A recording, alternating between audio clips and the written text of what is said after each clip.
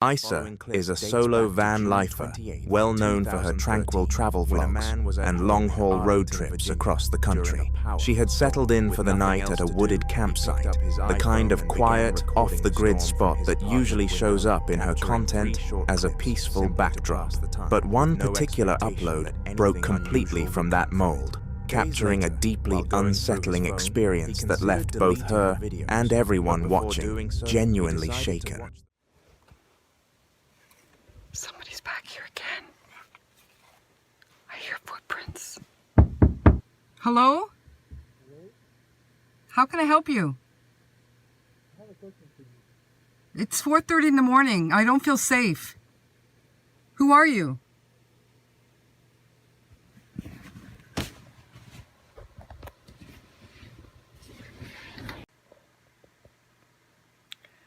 So, it's now 4:57, but at 4:37, so like 20 minutes ago. Somewhere around 4:30 in the morning, she was jolted out of sleep by a sharp, intentional knock right next to where her head had been resting. Disoriented and frozen in place, she quietly called out into the darkness. Nothing came back. What followed was 15 long, suffocating minutes of dead silence. Then the footsteps started up again. She reached for her camera. Whispering to her audience, she confirmed that someone was circling the outside of her van. Peering through a narrow gap in the window, she caught the glow of distant headlights, then watched the vehicle slowly reverse and disappear into the dark. No words, no explanation, nothing. I got a question for you. And I said, it's 4:30 in the morning. I don't feel safe. And so I quietly got up and I went to the front and I peeked out. And parked way up on the drive. All I could see is like headlights, and then they backed out and went and left. So I'm not feeling so safe, you know. I just don't even know what to make of it. Like, what were they thinking? I do sleep with this beside my bed, and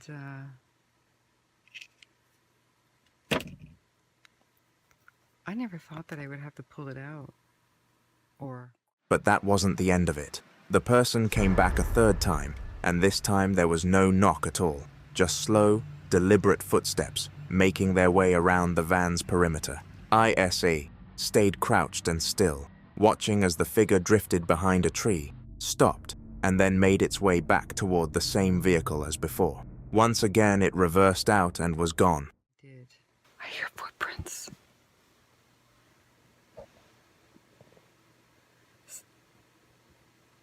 Hear that?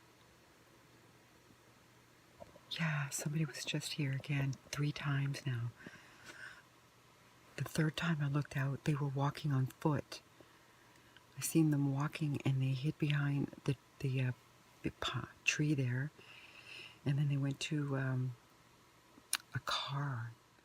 When daylight finally arrived, Isa climbed outside to look around. The ground said everything. Her own prints were there, and surrounding them was a separate set, fresh ones, multiple impressions, heavier and more purposeful than her own. The physical evidence confirmed what she had feared all along. Someone had been out there observing her, lingering, perhaps gauging whether she would react. See? Right here, look, somebody spilled 2 of my water bottles right there. 8 liters of water gone, but I don't know why. I don't know why they were, look, see? And then over here, these are like literally footprints. I never go there. If I collect my snow, I go right on this path. And I cross over here, and that's my spot right there. But look, they were actually, there's some more, look at that. They came here, they were standing here, as you can see.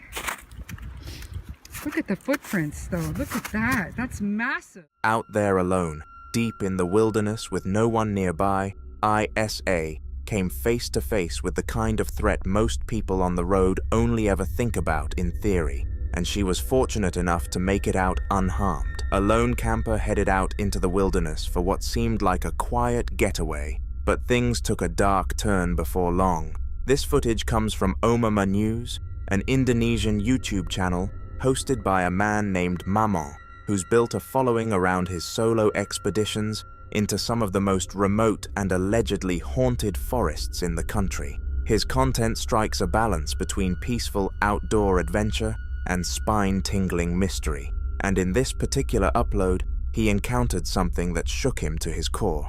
It's May 16th, 2025. Mamon pulls up to the tree line of a forest with a long-standing reputation for being haunted. While he still has daylight working in his favor, he heads deeper into the woods in search of the right spot to make camp. There's always that creeping unease that comes with spending a night alone somewhere like this, but for Mamon, the excitement wins out every time. This is exactly the kind of thing he thrives on. Everything falls into place. He scouts out a decent clearing, gets his camp together, and once the sun dips behind the canopy, he gets a fire going, cooks up a meal, and settles in, wrapped in the familiar sounds of the forest at night.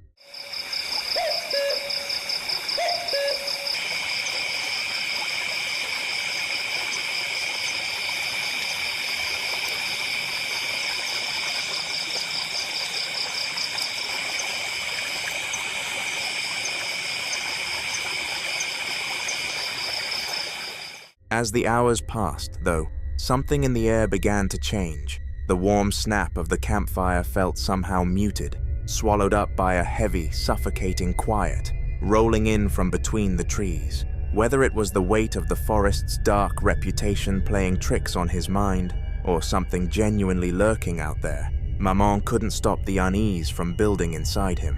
Fortunately, he'd planted several cameras around the perimeter of his camp, just in case the night had something to say, and it didn't take long before it did.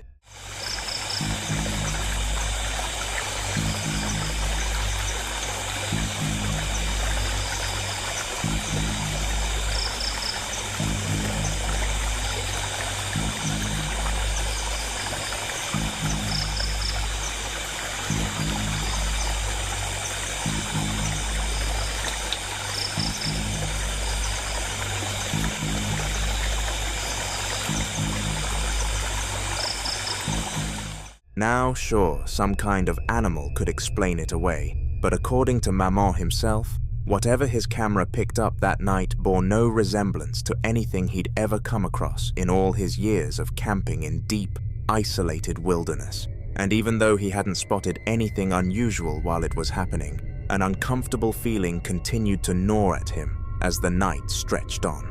But that wasn't the last strange thing his cameras had to offer. Because while Mamon lay fast asleep inside his tent, something deeply unsettling began playing out just beyond the fabric walls.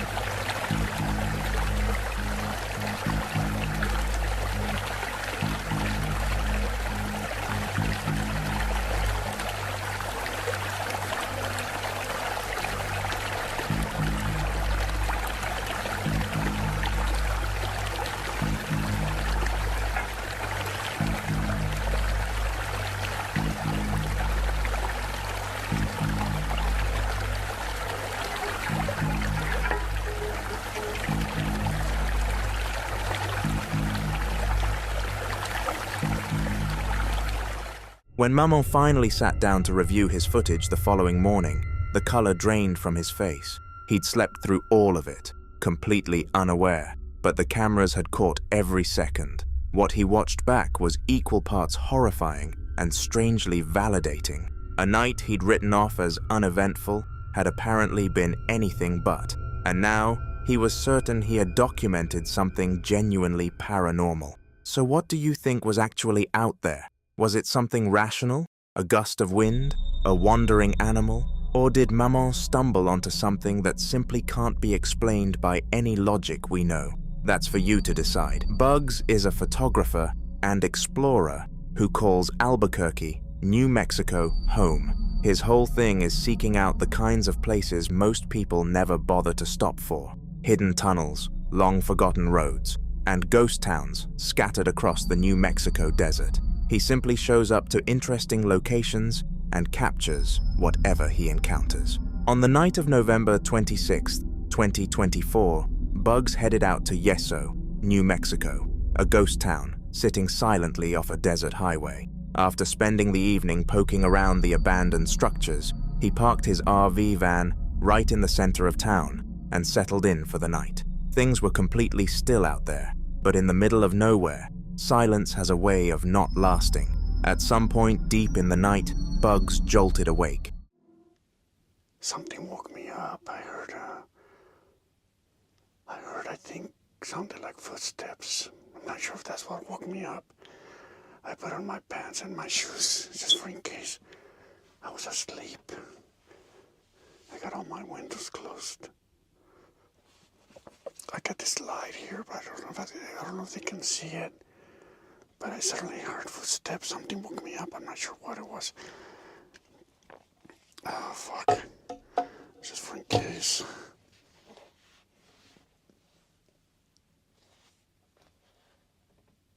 Oh, shit, I heard the footsteps again. Looks like they went to the back.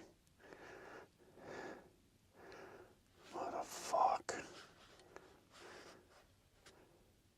Okay. Somebody's definitely outside. I don't think I'm gonna stay here.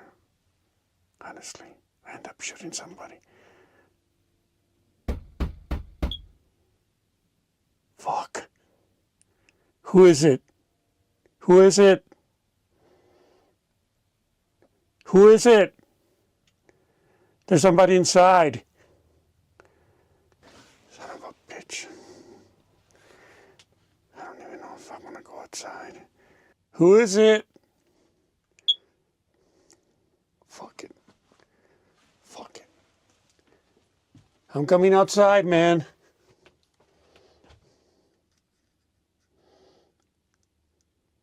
Just so you know, I'm armed. I'm opening the door. Who's there?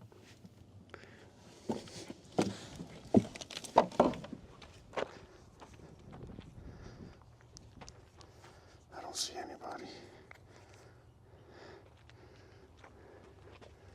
Fuck. What the fuck?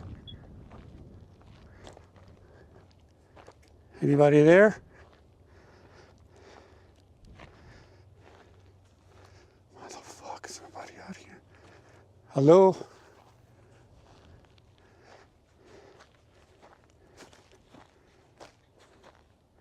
Maybe they went inside that schoolhouse. Okay. It's time for me to go.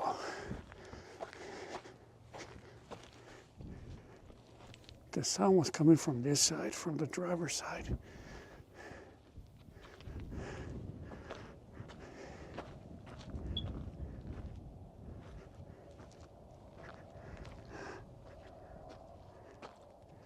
Okay, I think I'm gonna hit. That was all it took. Bugs climbed back into the van, fired up the engine, and headed out of the area toward the nearby town of Vaughn. So what exactly was out there? Another person? It's possible. Ghost towns aren't always as deserted as they appear.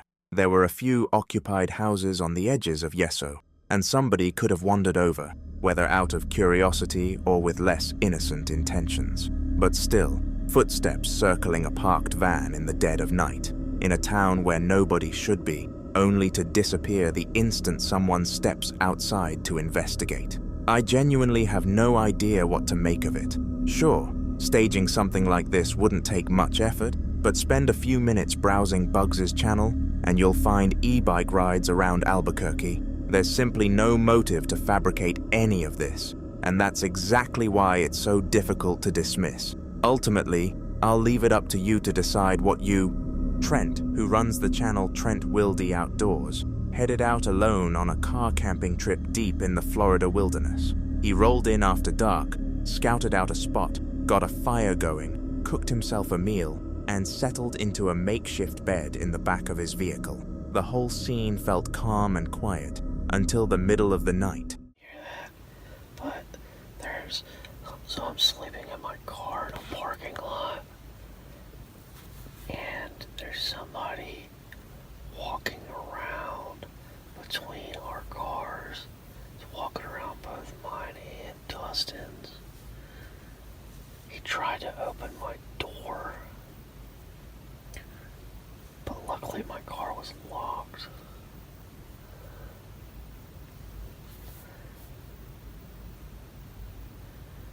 Hopefully he goes away. This is crazy. He's just like looking at everything.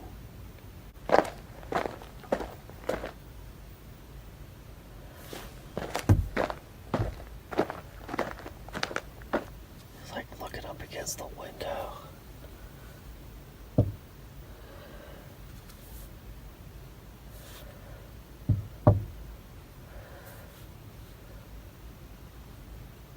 This is crazy. Who was out there, and what they wanted, nobody can say for certain. When the sun came up, Trent spotted something that had gone completely unnoticed the night before. So here we are in the parking lot here. We just got up. I went to the bathroom a little bit ago, but got up for good now. And there's a trail in the woods, so whatever was walking around the car, it looked like it was up on two legs like a human, but whatever it was come out of this trail and went down into the woods somewhere. I don't know. Definitely not going to be staying here again tonight. A thin, concealed path cutting straight through the tree line, directly toward where his car was parked. He didn't think twice. He packed everything up and got out of there, and he never went back for a second night. Venture Unbound is a YouTube channel run by a UK-based outdoorsman who films his solo wilderness excursions. In a video posted on February 28, 2025, he heads to a nearby country park for an overnight stay, using the trip as an opportunity to field test a brand new Bivvie tent. For anyone unfamiliar, a Bivvie is essentially an ultra-compact shelter that barely offers more space than a sleeping bag. They're ideal for keeping a low profile, but the trade-off is that you're almost completely immobilized inside, no room to move, and no easy way out if something goes sideways. The early part of the afternoon is calm enough. He locates a flat patch away from the main trail, gets his kit sorted, and does a bit of wandering, but not far from where he's set up camp, he comes across something that immediately puts him on edge. A building, or at least half of one. I don't even know what it is. It's like these stone objects in a big pit. That's strange. Oh, you never know, it could be a place where they do like witchcraft and that, so, and potentially sacrifices. So if I go missing and this is my last video, then yeah, thanks for watching. Tucked among the trees is a crumbling old stone structure with a deep pit carved into its center. He laughs it off, joking about ritual sacrifices and witchcraft, but it's obvious the remoteness of the place is quietly getting under his skin. Once darkness falls, the forest turns absolutely impenetrable. After a quick meal and a surprisingly close encounter with a wild owl, he eventually squeezes himself into the tiny bivvy and tries to drift off. Now, if you are sleeping alone in the woods, sealed inside what is essentially a fabric tube with no visibility and no way to move quickly, the absolute last thing you'd want is what happened next. Waking up to the sound of multiple male voices closing in around him in the dark. Turn around, there's somebody sleeping in the tent behind me.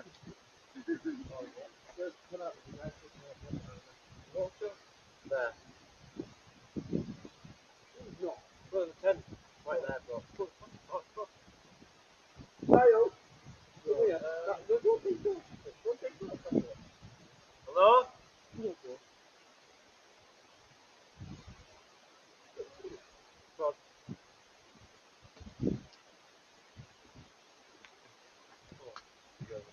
told you it's bumping it somewhere to it. What for you? Oh, it's come here, boys, together. Come together. Yeah, but I don't want the guy to feel threatened. Oh, do you know what I mean? Yeah, leave him to it, mate. Let's go. He's got a body cut. Look, he's got a shelf on there. Look. What do you mean? It's way up down. Look on the tree. That this looks like animals and shit. You're right. Oh, sorry, mate. We just stumbled upon you, mate. My bad. No, it's alright, no worries. I'm camping, lads. You're doing okay, though? Tell you what. Picture being zipped inside something resembling a body bag, completely blind to your surroundings, while strange men whisper just inches above you, and flashlight beams cut through the thin material overhead. It's the kind of scenario that haunts solo campers. Luckily, the group quickly realizes someone is actually sleeping there and chooses to step back rather than cause a scene. A few minutes pass, and he quietly switches his camera back on to give a hushed update to viewers. He's visibly shaken, even if he's doing his best to play it cool. Being woken up by some lads walking through the woods with a torch. They shined it on my tent. They've gone over down to where the circular brick thing was. The young lads anyway, probably in the 20s. Should be fine. Startled me a bit. I was like, whoa, who are you? You know, sort of thing. They didn't come up to the tent. They were about 20 feet away, but still. And it's dark like this and there's no one about. Yeah, it's a bit weird. But yeah, they're just over there now. They've got the torches going, so yeah, a bit weird. The men were relatively decent about it. They apologized for disturbing him and moved on. But that does very little to make the whole encounter feel any less unsettling. What makes it even stranger is where they headed next. After leaving his tent, the group made their way directly toward that crumbling stone pit structure he had stumbled upon earlier in the day. He broke camp at dawn and got out without further incident, but the question lingers. What exactly were a bunch of young men doing trekking through a pitch-black forest in the middle of the night, flashlights in hand, making a beeline for some eerie ancient ruin? They may not have meant him any harm, but it's hard not to wonder what they were actually out there for. The footage you're about to see was recorded by Jacob Address, a man who set out on what he believed would be a routine solo camping trip somewhere in Oregon. He had no idea that this particular excursion might turn out to be the last thing he ever did. Outside this night vision. Jesus Christ. Throughout the deeply unsettling recording, Jacob stumbles through the wilderness, telling the camera he's completely disoriented and can't make out a single thing in the surrounding darkness. But that was only the start, because his situation was about to take a far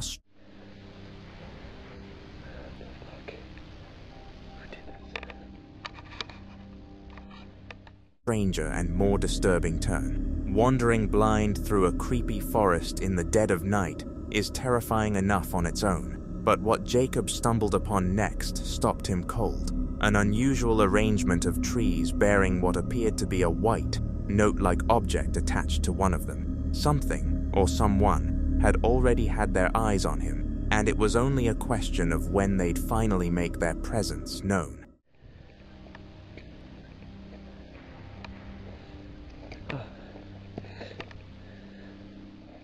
Jacob was never found again. All that remained was the camera, recovered by park rangers. Rob Call Nature is a YouTube channel built around immersive outdoor experiences, frequently placing its host in remote, off-grid settings far from civilization. From stealth camping in unexpected locations to pushing through rugged wilderness on foot, the channel weaves together bushcraft skills, quiet solitude, and a genuine love of nature, with the kind of unpredictability that only comes from straying well off the beaten path. In a video posted on March 22nd, 2025, however, things shift into genuinely unsettling territory, leaving Rob to question not only his decision to camp out there alone, but whether he was ever truly by himself in the first place. Rob describes how the whole thing started while scrolling through Google Earth in search of a promising campsite. Deep inside a Finnish forest,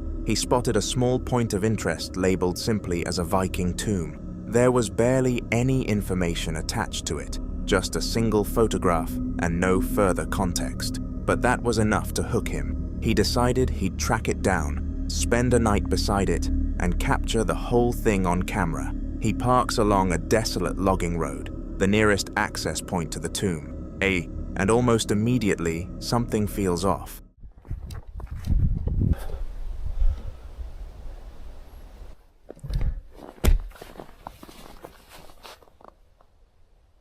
That's weird.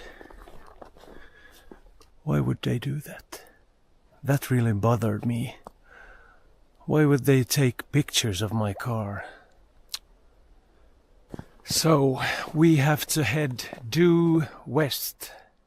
When I unpacked my car, there drove a car by. They slowed down pretty much when they saw me.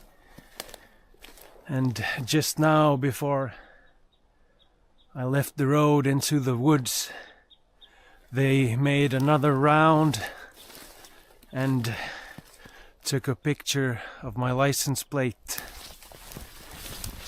Maybe it was the landowner, maybe they thought I was a poacher. A car rolls past at a crawl, appearing to size him up.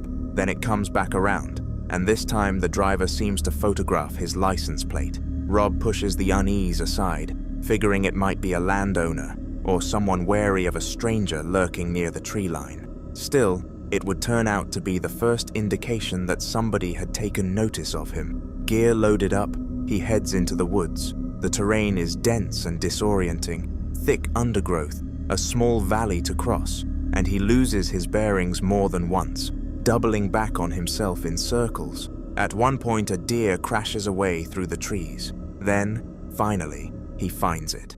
I think I can see it.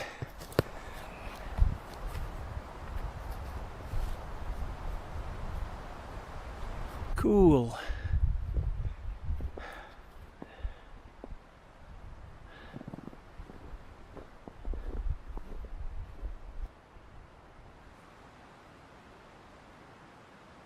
Well, it's plundered, all right. Well, no trophies for me. I wonder how many hundreds of years ago they plundered this place. They could have left a sword. A towering mound of stone buried under massive boulders, long since stripped of anything valuable but still commanding in its presence, sitting quietly between the forest and a nearby lake. The place radiates history. Rob theorizes that Vikings may have used this area for trade or conflict, pointing to the connected waterways that would have given access to the Baltic Sea. With daylight fading and the temperature falling fast, he makes camp right alongside the tomb, stringing up a hammock beneath a tarp. The forecast had called for -4 degrees Celsius overnight, and he figures he's ready for it. Foam pad underneath, an old wool blanket above, plenty of warm layers, and hand warmers tucked in for good measure. His thermometer confirms the outside air has dropped past -5, while inside his setup, it's hovering just above freezing. For a stretch, the atmosphere is genuinely peaceful. He eats a cold meal, sips some iced coffee, and puts on a movie on his phone beneath the tarp, noting with some amusement that a Viking tomb isn't the worst venue for a movie night. But the calm doesn't hold. By 11 o'clock, he's been lying in that hammock for close to 4 hours, and the cold has found its way in. Despite all his layering and heat packs, he's shaking and can't stop. The wind is slicing through his shelter, his hands have gone numb, and though he isn't in serious danger, he decides to call it. He breaks down camp and starts making his way back out through the dark forest. That's when the discomfort changes character. It's no longer just the cold, there's a creeping sensation of being observed. When he finally reaches the logging road and gets back to his car, what he finds stops him cold. My princess in shiny armor.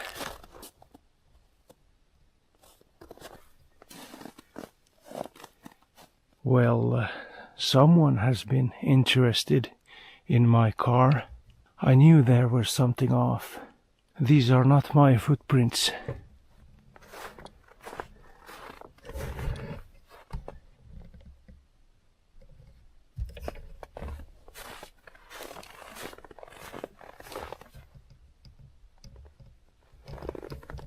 The left one is mine, and the right one is the visitor in the night. When we headed out, someone took a picture of my car. Well, maybe they're as curious as I am.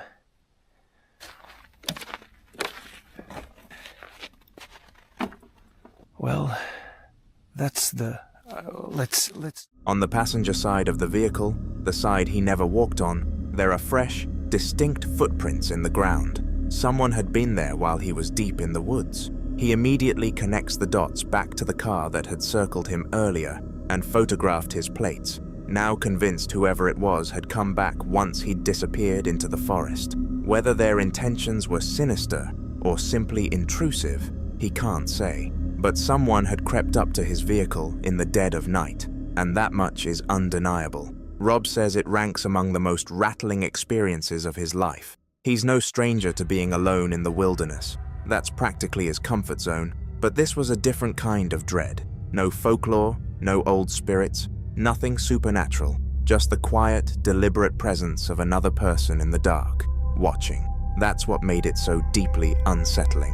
What do you think was going on here? Drop your thoughts in the comments below. On June 6th, 2025, a hiker and content creator who goes by Dundee Hikes departed from Isla Saddle for a solo outing through the remote mountains of California. His channel has built its reputation on serene nature footage, peaceful overnight spots, and the meditative rhythm of life on the trail. But this particular day would take him somewhere no hiker ever prepares for.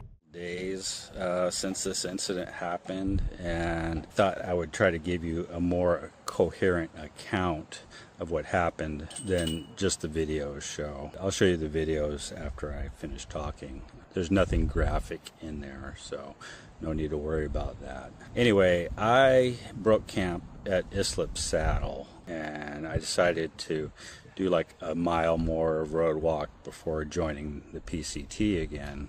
As I approached the Javis Memorial Picnic Ground, I noticed there was a single car in the parking lot, and it was backed up to the edge. But what really caught my attention was that the back tires were way up on the embankment. So that caused me to walk over and take a closer look.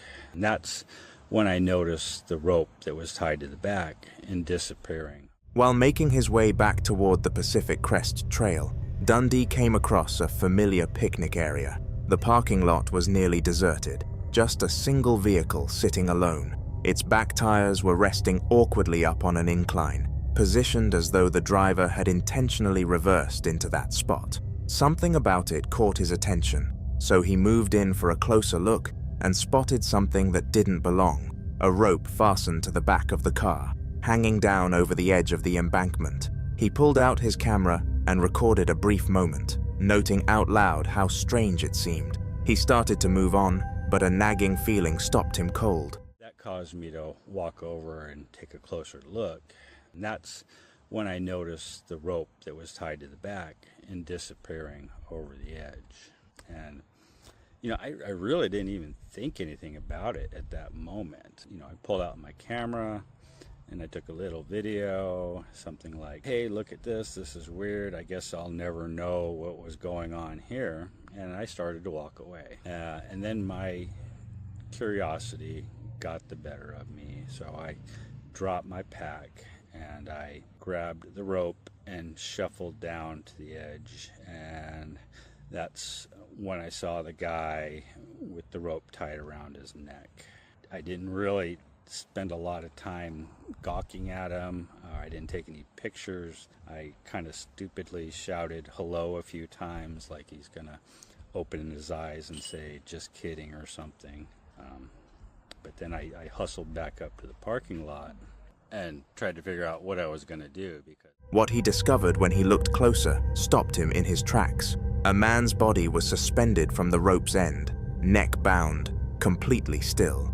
Dundee called out, clinging to the desperate hope that this was somehow a sick joke, but silence was the only answer. He scrambled back up the hill and found he had no cell signal whatsoever.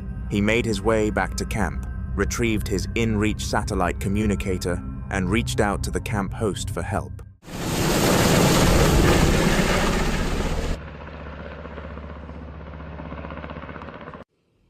Well, all the rest of them got on scene here. I gave my statement to the sheriff, and they said they don't need anything else from me, so I'm moving on. And they asked me not to leave, so okay. So apparently they want me to wait until homicide gets here and make sure it wasn't a murder. I got an update from the sheriff, and he basically said that fire and rescue showed up, said, yeah, he's dead, and left. Now there's someone else. I think it's crime scene, possibly, but they're going to go down and actually examine the body and try to determine if it was self. Less than an hour later, a rescue helicopter appeared in the sky above. It circled and then banked away. The terrain made landing impossible. Ground crews followed, firefighters, sheriff's deputies, and homicide investigators. Dundee was required to remain on scene while they worked. They needed his account as part of standard procedure to eliminate any uncertainty. He was never treated as a suspect, but the weight of what he had stumbled upon was undeniable. The man's body was eventually brought down. Investigators analyzed the rope, the car, and the surrounding area to establish the circumstances of the death. Those details have not been made public. For Dundee, this wasn't just another day on the trail. He had set out looking for stillness and solitude, and instead walked into tragedy. As his video draws to a close, he offers his audience a quiet but urgent message. If you're in a dark place, please talk to someone. It's a bad day, not a bad life. For anyone who spends time alone in the backcountry, those words carry a particular kind of weight, because even out there, deep in the wilderness, miles from the noise of the world, some things still find you. The first clip tonight comes from a channel called Exploring with Brad, a YouTube page dedicated to urban exploration and paranormal investigations. Brad and his crew are well known for pushing into abandoned structures, unsettling woodland areas, and off-the-grid locations in search of strange and unexplained phenomena. The date is June 28, 2023, and Brad along with a friend have ventured into a thick forest guided by the Randonautica app, which spits out random GPS coordinates for them to check out. They've set their intention to creepy vibes, actively hoping to stumble onto something eerie or hard to explain. As they push further in, things start getting weird fast. Strange lights, unsettling noises, a shadowy figure apparently watching them, and some deeply disturbing dolls bearing cryptic messages that hint at a possible cult connection. Show yourself. We just want to talk.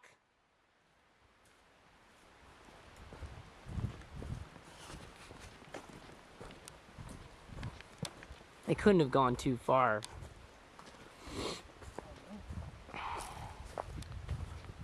Especially if you did see him. He can't be that far away. Yeah. That's really weird. That was weird. Just disappeared. It's as if he was running or something, Yeah. because like how the hell would he get this far? I swear to God, I saw I him. believe ya, I believe ya. You could just like barely make out his legs kind of in the brush. Okay, maybe we'll start heading back. Yeah, I guess so. Okay. See nothing up here?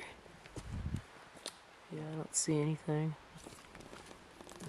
Okay, let's... While moving through the trees, they spot someone lurking in the distance, and just like that, it's clear they're not out here alone. Wanting to make sure they're safe, they shout out to whoever it is, and get nothing back but silence. They decide to push toward the spot where they saw the figure, only to arrive and find absolutely no one there. Hate sounds.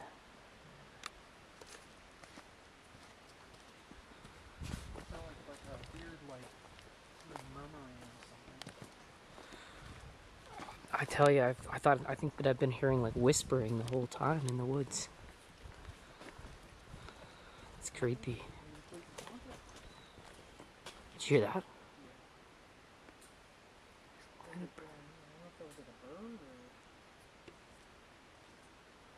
I don't know.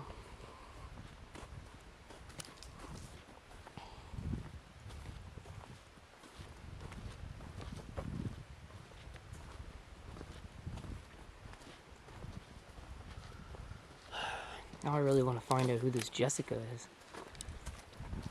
Do we though? Huh? Do we really want to find out who? Yeah, really. Hopefully somebody's not dead. It's creepy. Pressing on with their exploration, Brad and his friends start picking up on some strange audio, something that sounds a lot like whistling. They talk themselves into thinking it's probably just wildlife, shake it off, and keep moving.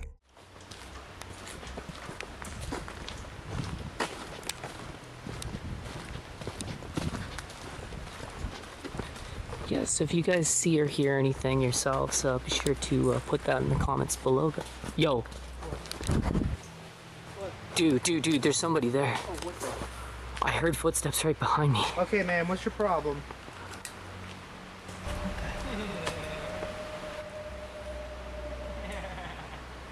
What the hell?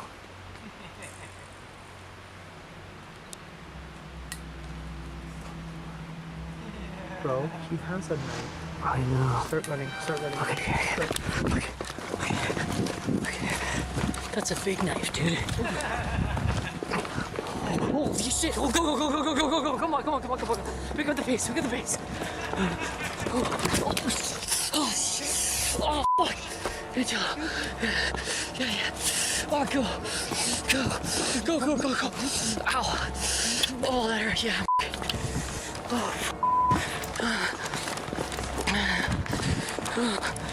Oh man. Oh jeez, that hurt. I don't know which way it is.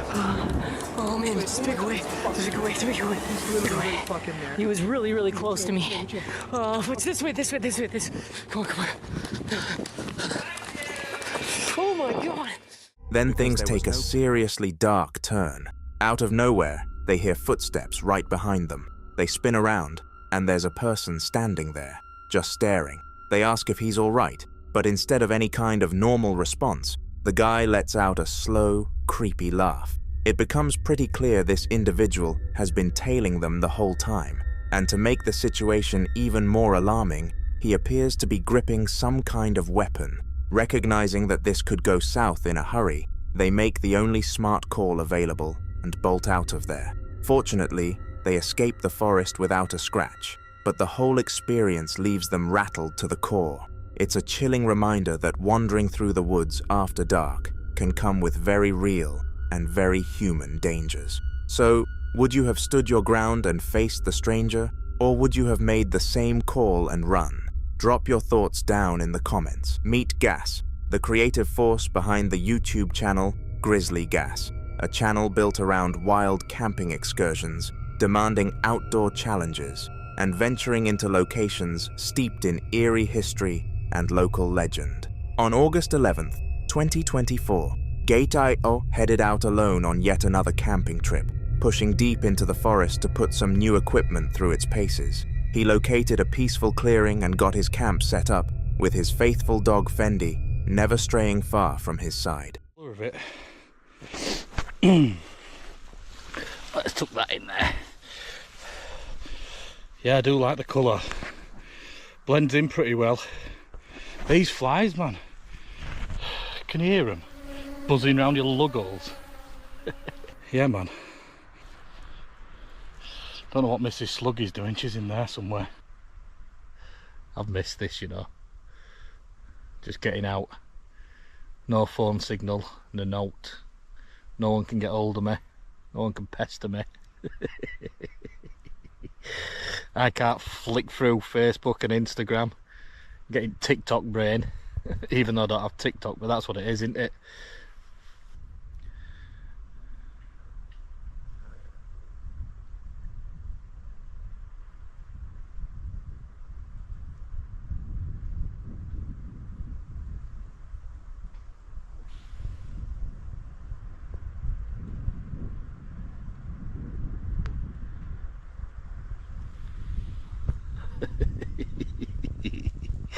Yeah, getting tired out. I don't know why I do it to myself. Get annoyed out all the time. It's probably because I haven't been out for ages.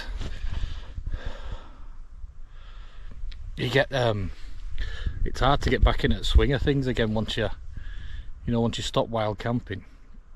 I used to be out every week, and I've stopped for, I don't know, it must be a few months now. So try to get back in at swing of things. Try to figure out how to film again as well. As the last traces of daylight faded and the forest was swallowed by darkness, Gaz retreated into his tent, letting the stillness of the woods settle over him while he took a moment to unwind. Something's squeaking about outside. Right, I think I'm just going to chill out for a bit now. And we'll see you in the morning. Look, she's after the jacket again. Not bothered about her stuff, look. Just sleep on my jacket instead. Give up, scratch. He lay back, watching a film, completely at ease, and with no idea what was about to unfold. Then, without any warning, strange sounds from somewhere out in the dark shattered his focus. Just chilling out, watching a movie that I'd downloaded. Felt sure I could hear bells. It's not Christmas, is it? Santa's not coming.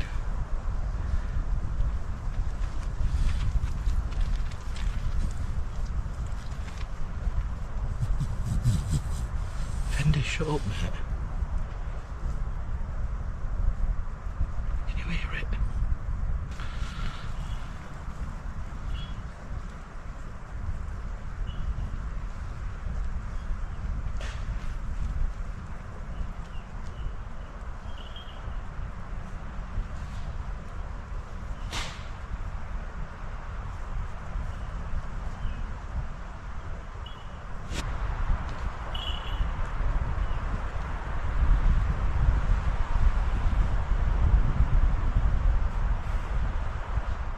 What he picked up was the faint chiming of bells, soft, distant, and entirely wrong for the middle of a forest at night. A creeping unease took hold of him. He went completely still and just listened. The ringing kept going, steady and disturbingly consistent.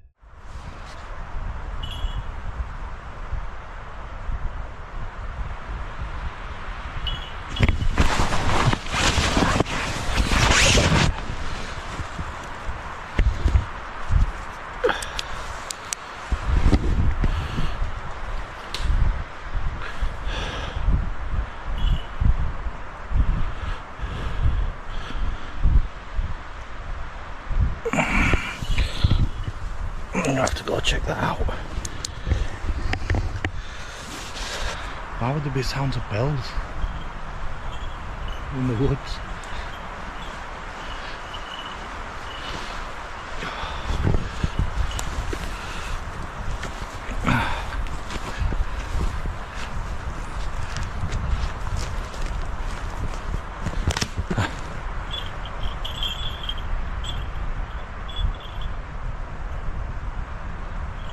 Hear it.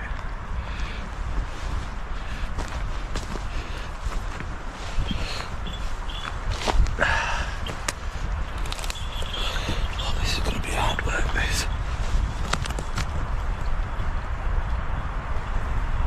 Something's squealing now over there.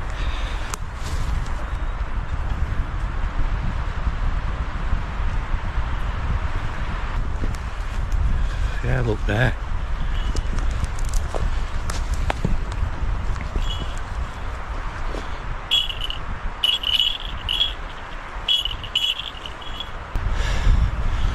Come on.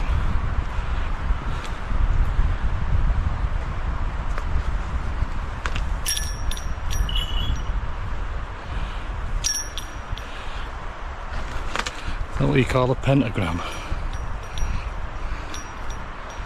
Blair Witch style, innit? I'm sure I can hear it. Hello?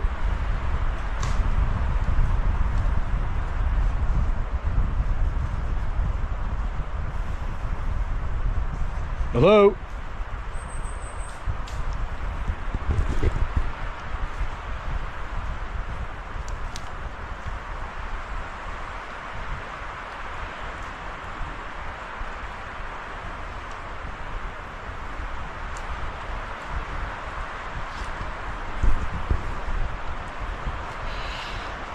It's too dangerous in here, especially with this wind. I'm getting out.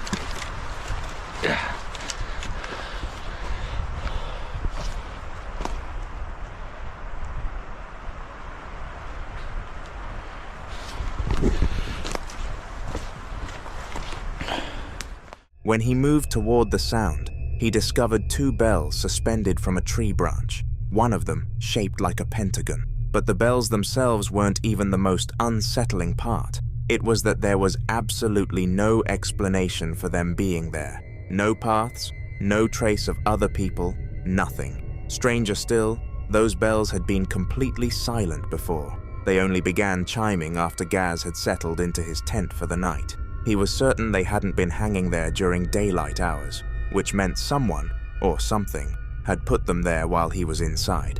That realization alone sent a cold shiver through him, and as he pressed further into the trees, a series of loud, sharp bangs rang out from deep in the woods. He called out into the darkness, hoping another camper or hiker might respond, but the forest gave him nothing back. No voices, no rustling, just a thick and heavy silence. Pushing the unease aside and telling himself it was probably nothing, Gaz kept moving through the woods.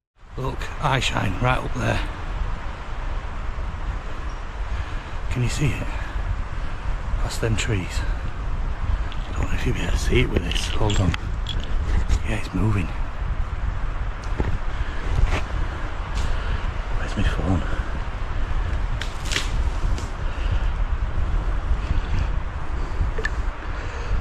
Oh, it's gone. Oh, it's there, look. You see it?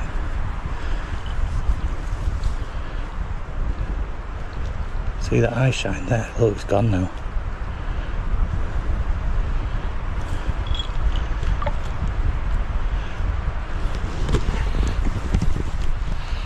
I need to figure out what that is, because there shouldn't be anything in here, really.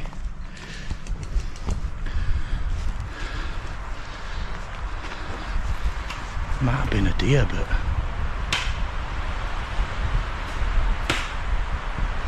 it looked white to me. Big and white.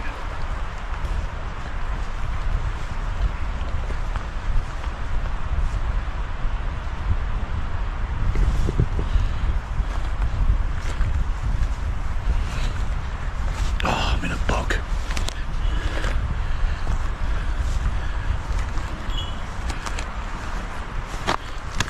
Alright, mate. Then, somewhere in the distance, something stopped him. 2 faint, glowing eyes, perfectly motionless, staring straight at him from the dark. Whatever it is, it's pretty nimble. It's going to be a deer, isn't it? But, oh, this is a bog.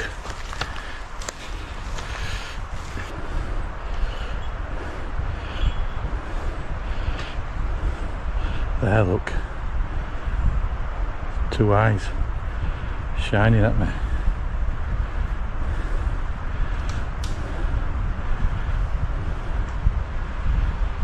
don't know what it is though.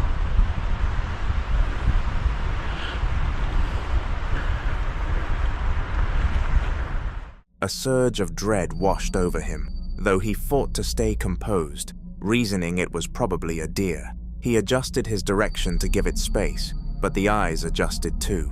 Every move he made, those 2 glowing points mirrored it, staying locked onto him no matter wherever he stepped. Whatever this thing was, it seemed to be deliberately tracking him.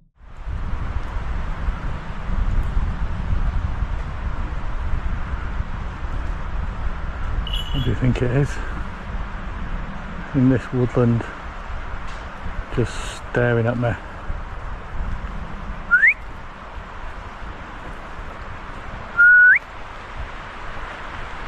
If it whistles back now, I'm going to shit my pants. It's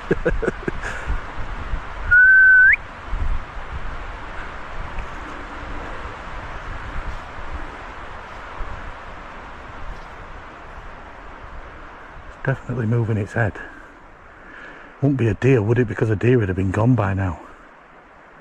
It wouldn't be hanging about. Oh, sorry, you keep, I keep moving you out of the way because I've got my eyes on it. Look, it's blinking and that. Now he's gone. Oh, he's back. What is that? We're going to follow it, mate. I need to figure out what this thing is. Because otherwise it's going to do me head in all night. Especially with these weird bells and that hanging about everywhere. For several long minutes, those eyes continued shadowing his every move, shifting whenever he did. And even as the fear inside him built, so did a stubborn need to know what he was dealing with, animal or something else entirely. But the way those eyes tracked him didn't feel like any natural creature's behavior. There, look. Why do you keep buggering off every time I zoom in? There's two of them. Whatever they are.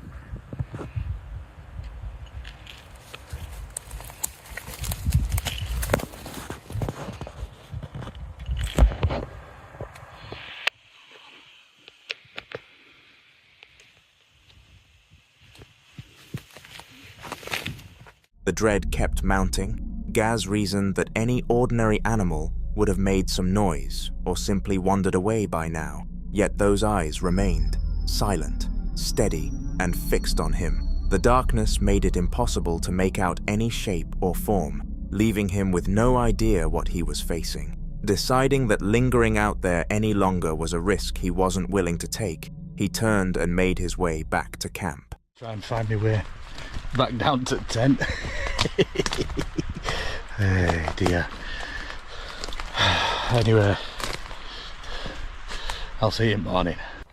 It were a rough night last night, but battery ran out on my GoPro, so windy, rained all night, and now this morning the midges are out in force. Mate, look up. The remainder of the night was completely quiet, and eventually morning came. Worn out and rattled, Gaz gathered his things and walked out of the forest, taking with him a night's worth of questions that had no answers. Who had placed those bells in the tree? And what exactly had been watching him from the dark? The mystery never resolved itself, and it hasn't since. Fine tingling footage was recorded by a well-known YouTuber from the channel Amina New, a creator who built his following by venturing into haunted woodlands and capturing unsettling encounters on camera. Back in August 2024, much like on his previous outdoor excursions, he pitched his tent in a remote location and settled in for the day. For a while, everything felt completely normal. Then, as daylight faded, what had seemed like an ordinary camping trip began spiraling into something genuinely terrifying. Syarat-syaratnya teman-teman ya. Tuh.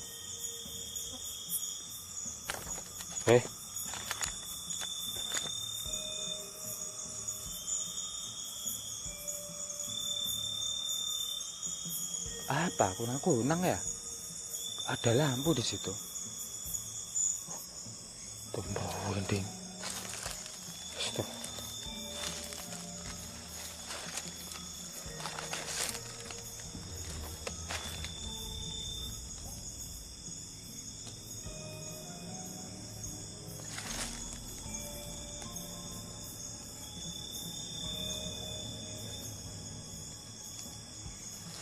Tadi ya kayak ada suara yang teriak ya teman-teman.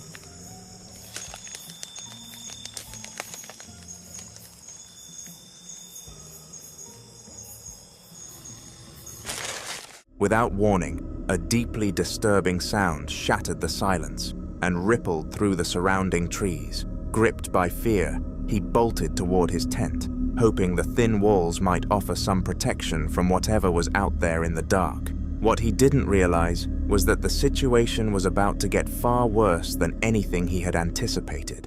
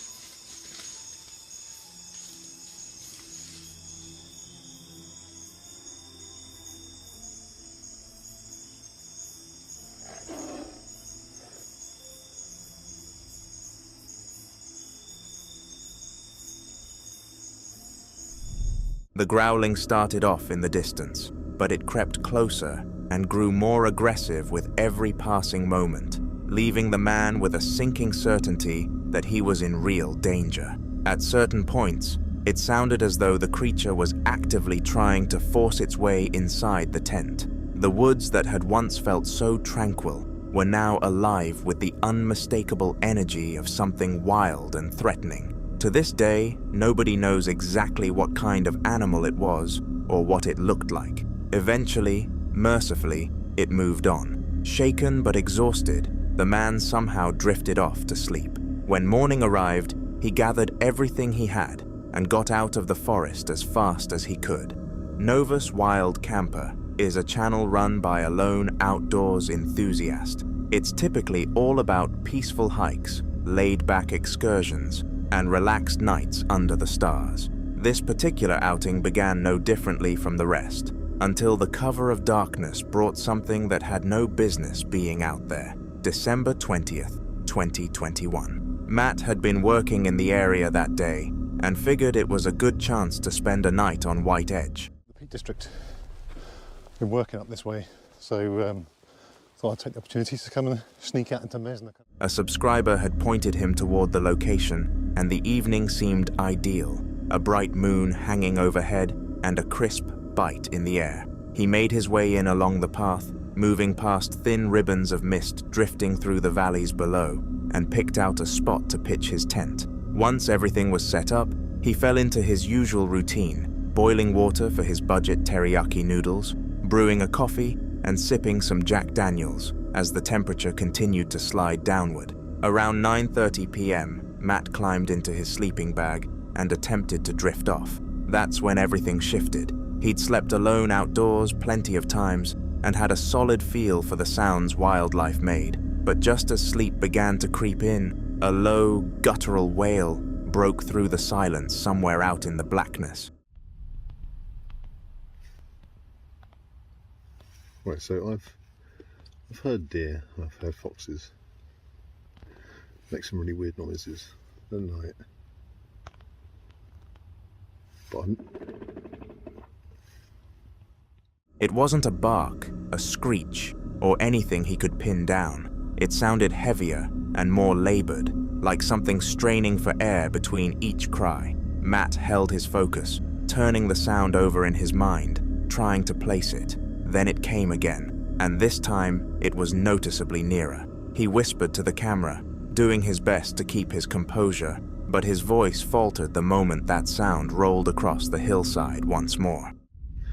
Not sure if the camera picked it up, but God knows what it is. It's quite a weird guttural sound.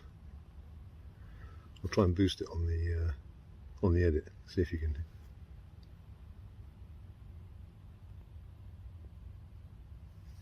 hear it, because that is really weird.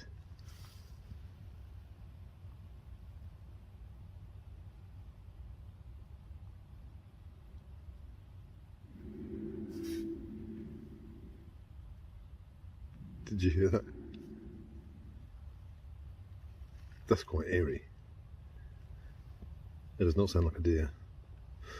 Definitely doesn't sound like a fox.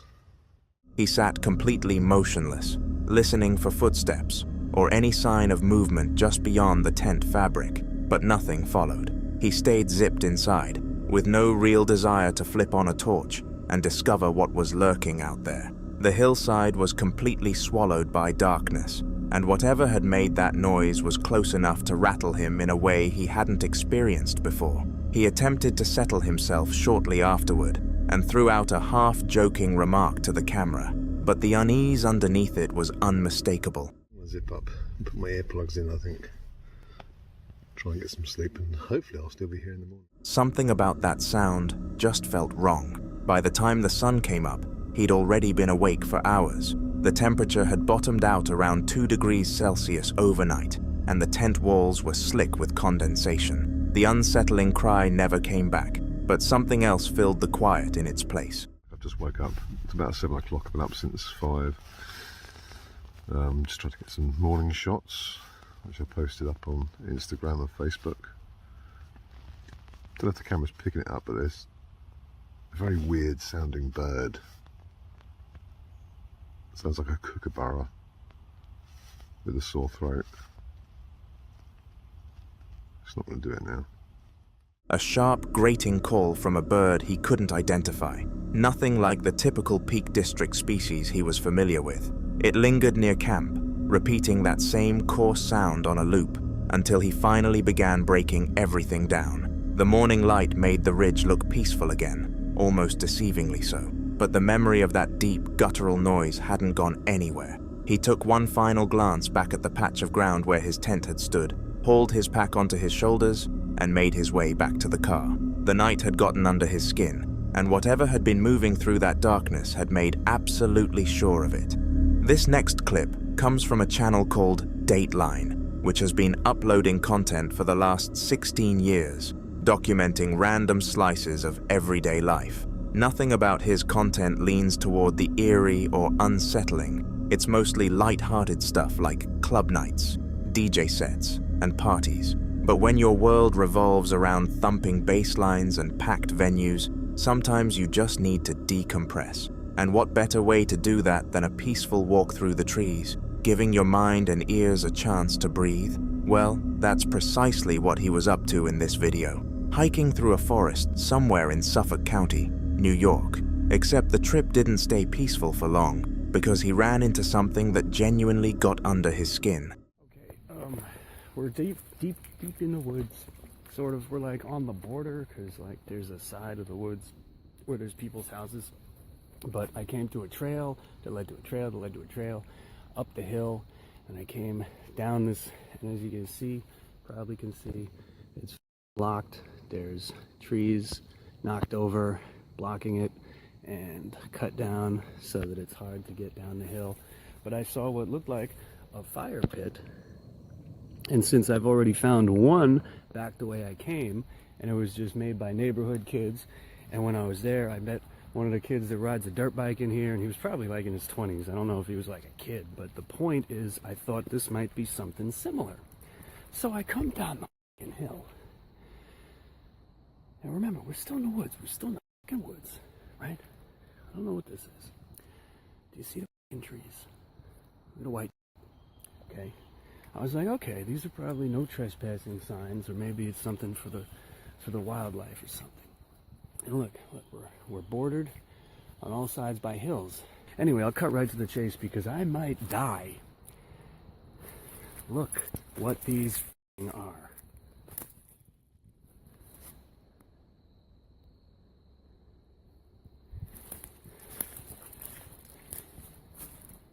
What the fuck is going on in here? And this isn't like woods I've never been to. Like, I've been here before. I've been here a lot. I've been here so much, I've actually been to the hospital getting stitches because of some of the adventures that I've had. That's beside the point. These are all different fucking people. And they're all just... This is Utah, Florida. They're all different. They're all different. Every single one. This one's from Georgia. And look at this shit. Like, look where the fuck we are. Pinned to the trees were several missing persons flyers. They appeared weathered and old, but that alone wasn't what threw him off. What was truly strange was where they had been placed, deep in the middle of the woods, nowhere near any trail or path where a normal person would ever stumble across them. Who puts missing persons posters somewhere almost nobody will ever look? But what he came across next had people questioning whether there was a much darker layer to all of this. OSU medical student. Look over there. You see that? The orange thing on the tree. It's a drop light. Or this. Holy shit, I just realized what I'm looking at. The video's not doing it justice, but this bundle of sticks, they're lashed together. That's a cage of some kind, or a hut, or a lean-to or something. And over here in the middle of the fire pit, that's a shovel.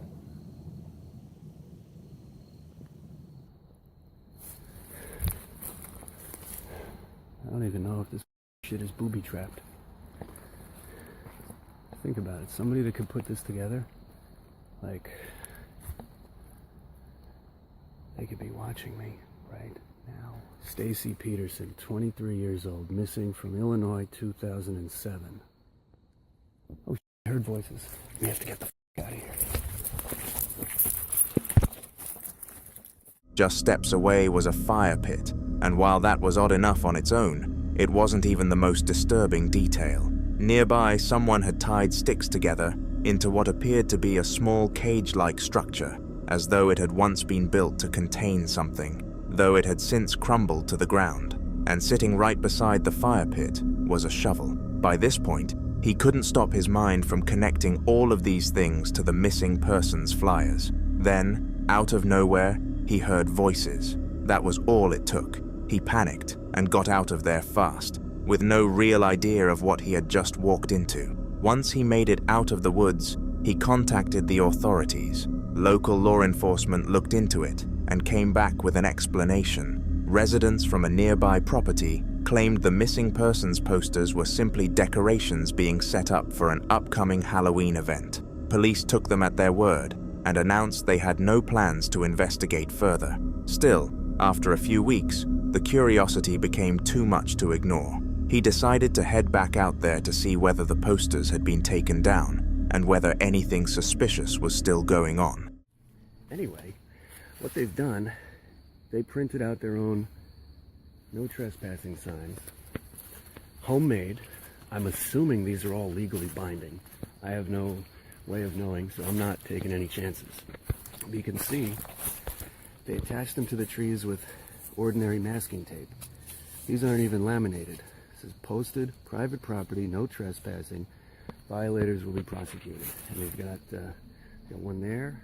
On his return visit, the missing persons flyers were gone, but in their place, no trespassing signs had been posted. It seemed like the property owners had followed through on what they told police, removing the posters as promised. And yet, that nagging sense of unease never quite went away. Was there something far more sinister lurking beneath the surface of this place? Did law enforcement close the book on this too quickly? Honestly, I'm not sure. But drop your thoughts in the comments and tell me what you make of it. July 2025. A woman named Kelly pulls up to a cabin she just bought, tucked deep in the Arkansas wilderness. No furniture, no proper bed, just a cot, an inflatable paddleboard, and the drive to start a new life completely off the grid. I think I set up, I just brought like a cot and stuff, so I'm gonna set it up in here.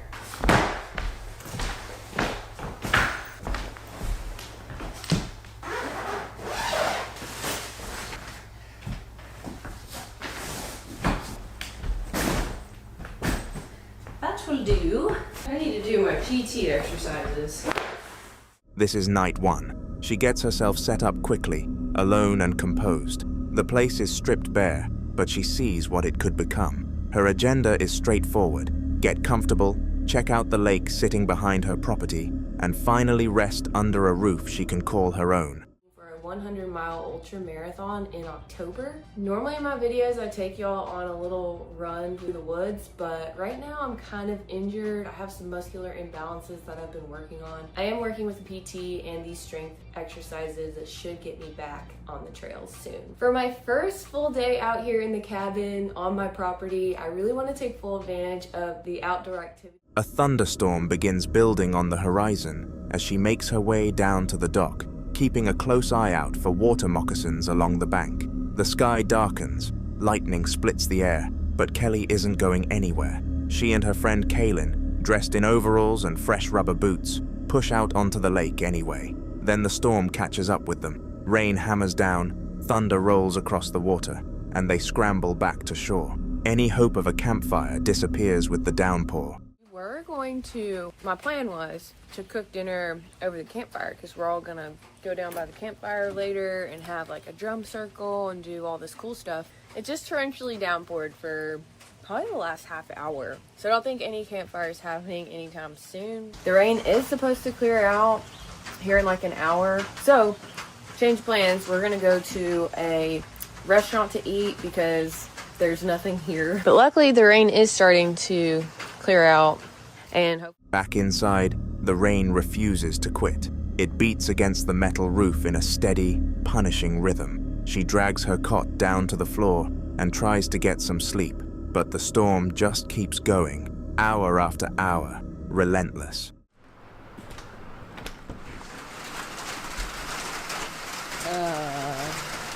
It is still raining.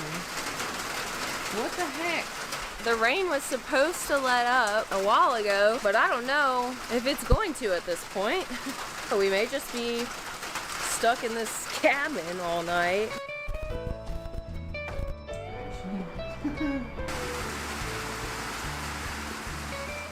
Come morning, she's still got a smile on her face. She brews coffee, pulls up an ultra-marathon live stream, and starts mentally cataloging everything that needs attention. The bathroom becomes her first target. Nothing glamorous about it.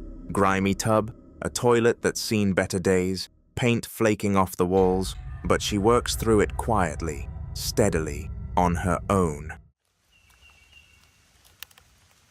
That's crazy. Yeah. Oh, right there. That looks like it's next. Good morning. A little while later, she heads out to an orchard and loads up baskets with fresh peaches. It's a genuinely light moment, almost carefree, but on the drive home, the rain finds her again. It doesn't let up for the rest of the day. It's easy to lose sight of something in stretches like this, that isolation can be gorgeous, even peaceful, but it carries an edge too. The quiet, the stillness, the way a tree can drop without a sound of warning, the way a storm can overstay its welcome by hours. Nothing actually happened that first night. No voices drifting through the walls, no shapes in the dark, no sounds that couldn't be explained. Just a woman, a bare cabin, and a forest pressing in from every side. And somehow, that's the part that got under my skin. Posted to the YouTube channel Bigfoot Testimony on March 16th, 2022, this footage follows a group of friends who had booked a secluded cabin to celebrate Christmas out in nature, nestled among quiet, snow-dusted trees. The mood was easy and relaxed as they enjoyed a peaceful holiday getaway together. But a casual stroll through the surrounding forest took an unsettling turn when they suddenly picked up on something they couldn't account for, a sound that none of them had ever encountered before. Oh, okay. It's not an animal, is it?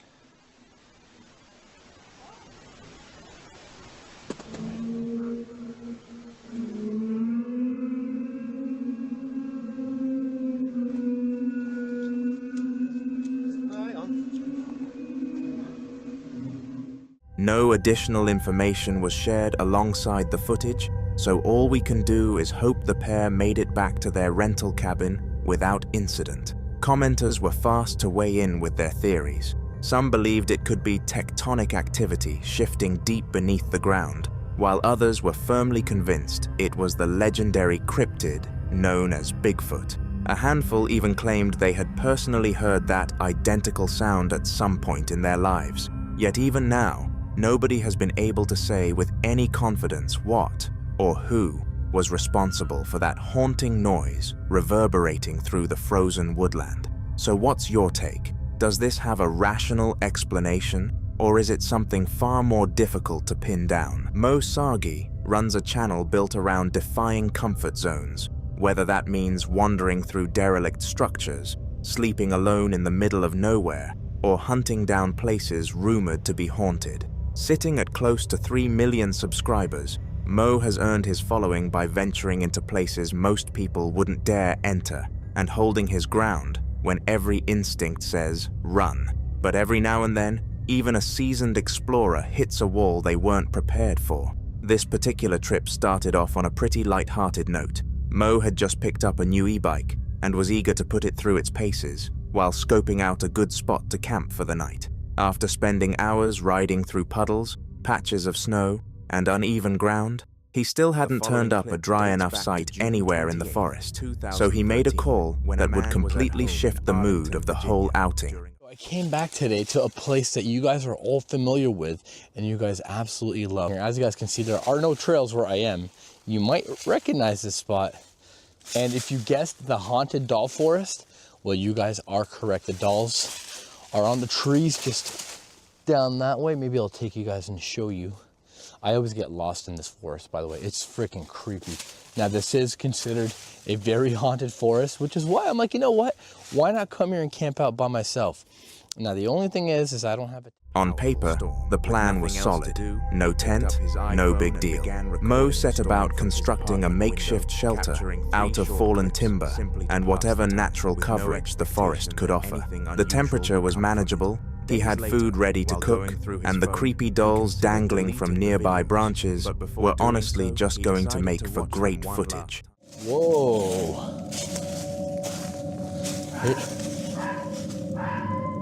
What the fuck is that?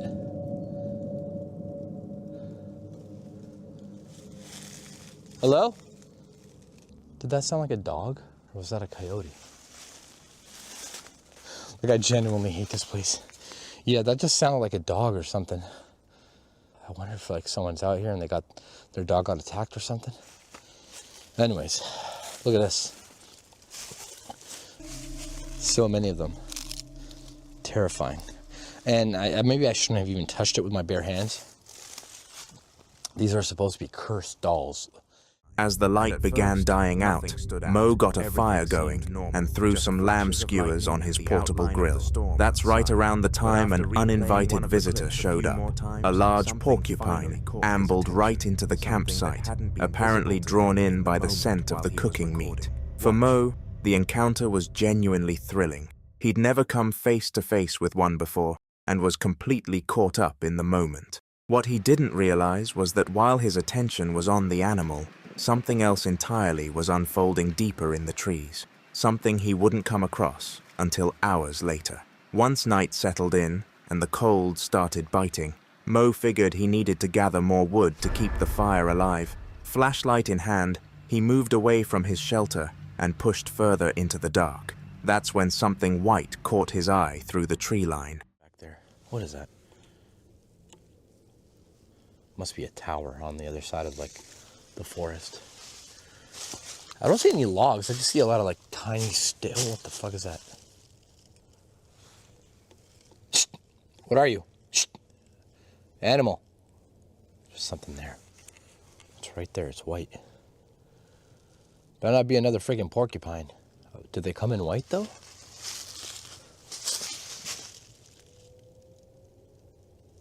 Thought I heard somebody.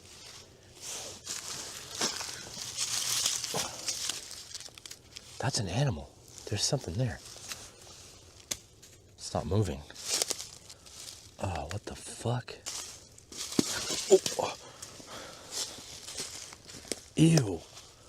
Oh my god. What the fuck is that?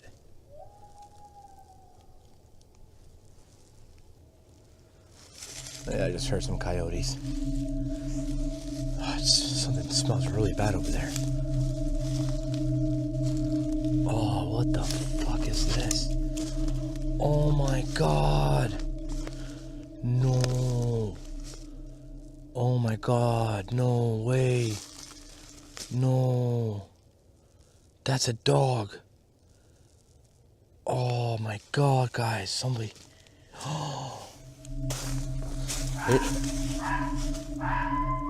What the fuck is that? Who would do such a fucking disgusting thing? Why would someone do that? Oh, you poor thing. Ew, it's missing its face. Oh, it's decapitated. What the fuck? No. Oh, I got blood on the stick. This is fucked up, man. Guys, I'm so sorry. This is fucked up. Oh my god. There's like dark blood on it. But then there's a head. That's disgusting. What the fuck, man?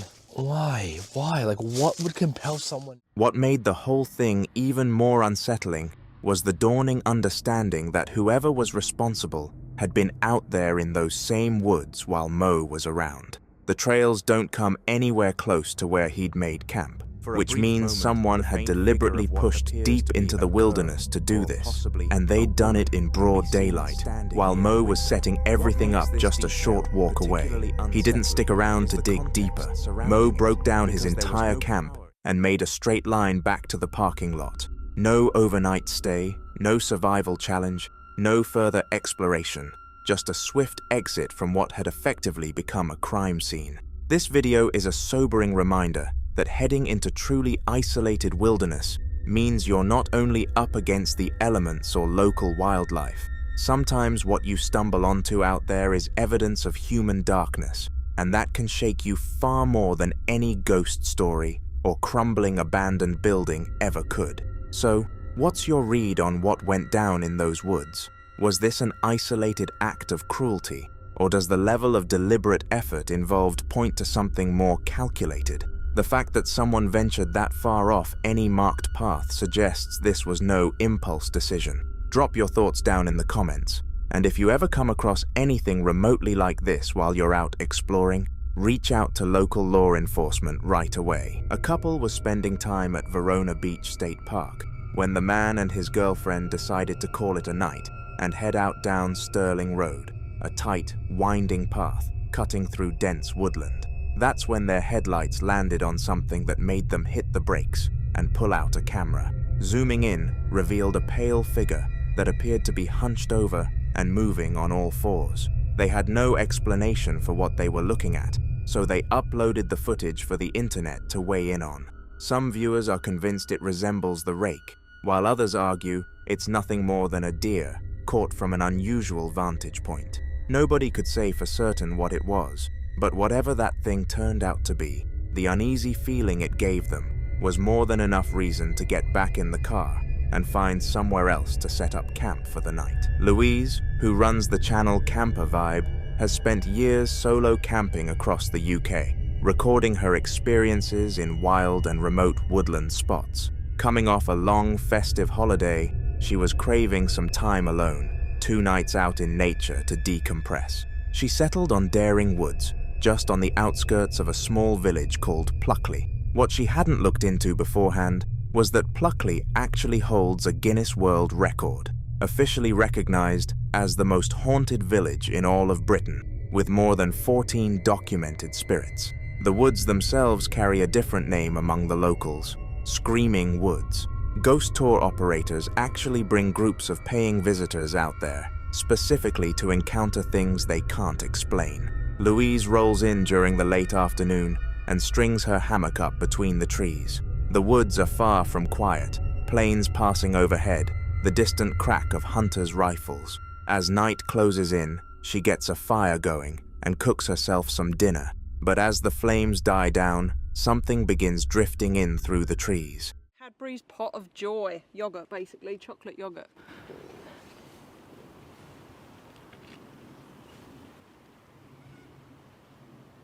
There is a lot of noises in these woods. Where's my spoon? Sounds like kids screaming. That's just a train. Is it a bird or is it kids screaming? That's a bird. That's a gunshot. I don't know if you'll be able to hear a lot of this, it's pretty distant, but it sounds. A sound that could almost be mistaken for children screaming somewhere far off in the darkness. She tries to push it from her mind and turns in for the night. Then, deep into the early hours, Louise hears something that stops her cold. Footsteps, close, unhurried.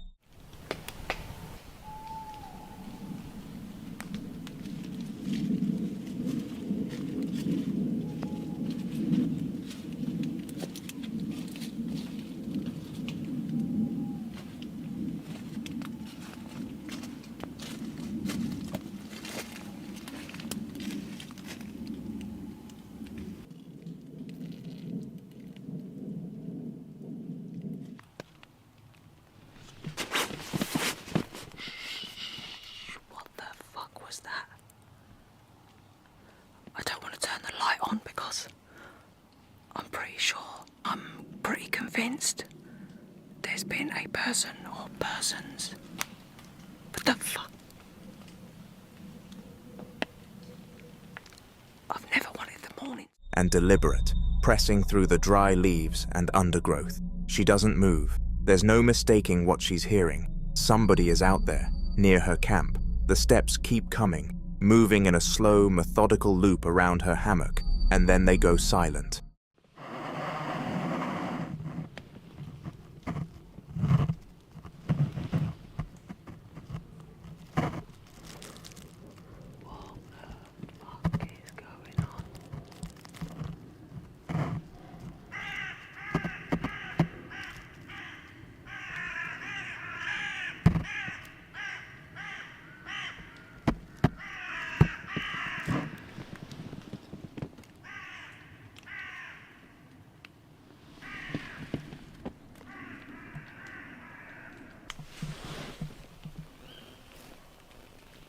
That's just the owls.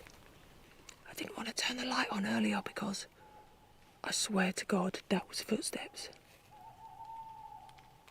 That's just the owls though. This is definitely the scariest night I've ever had in a tent. I'm sure I can still hear footsteps. At this point, Louise is absolutely sure it's not a deer, not a fox. The pattern is all wrong for an animal. It sounds like a person. Whatever it was had been circling her hammock for well over an hour. She doesn't get another moment of sleep. When daylight finally arrives, she packs everything up and gets out of there. She never uncovered any explanation for what was moving around her that night, and to this day, she still has no answer. Residents direct a camper toward an iron-gated entrance, a spot where kids have long reported witnessing strange and unsettling things. Driven by curiosity, he decides to check it out for himself. She says kids often complain about... Once inside the tree line, he picks his way through the terrain, taking note of the cricket fields nearby and the unusual stillness hanging over everything. As he pushes further in, he starts spotting signs that people have been through here. Rough shelters, old fire pits, all while keeping his eyes peeled for anything out of the ordinary. The tension builds steadily as the woods close in around him.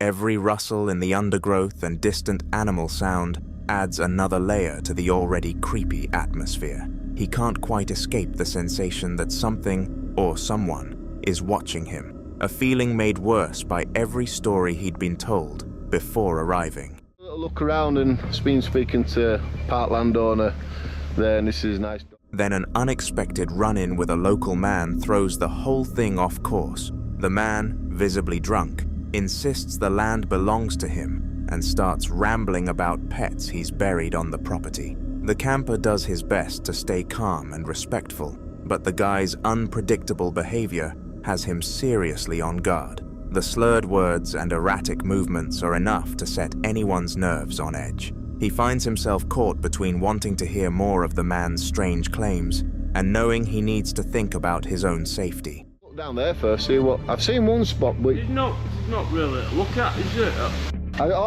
Recognizing that things have gone sideways from his original mission, the camper makes the call to head out, frustrated but not ready to give up entirely. He's already thinking about coming back with proper authorization from whoever actually owns the land. As he gathers his things, he's left sitting with a complicated mix of Lucas Brunel, a seasoned cyclist and outdoor enthusiast, embarked on a bush camping expedition through the remote wilderness of Martha's Vineyard, capturing the whole journey on camera. What began as a straightforward adventure, filled with cycling, swimming, and camping, soon took a deeply unsettling turn when he came across something in the forest that was clearly never meant to be discovered. Staying at my parents and riding around Martha's Vineyard, and we're gonna venture out because today is Kevin's last day here. See the cliffs and some paths and some cold water swimming on a very clean beach, cleanest on the East Coast probably, up at Aquina. And we're gonna do some bush camping after that, and then in the morning we're gonna do some rock diving at another beach.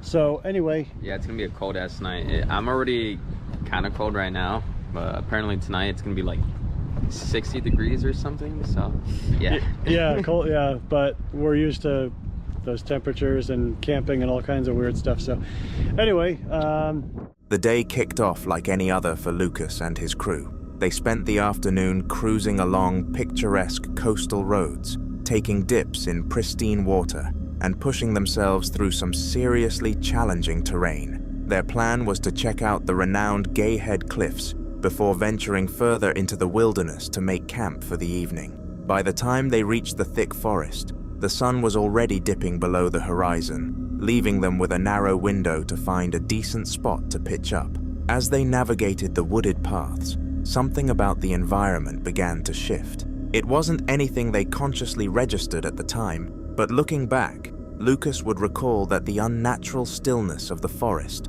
was the earliest warning sign that things weren't quite right.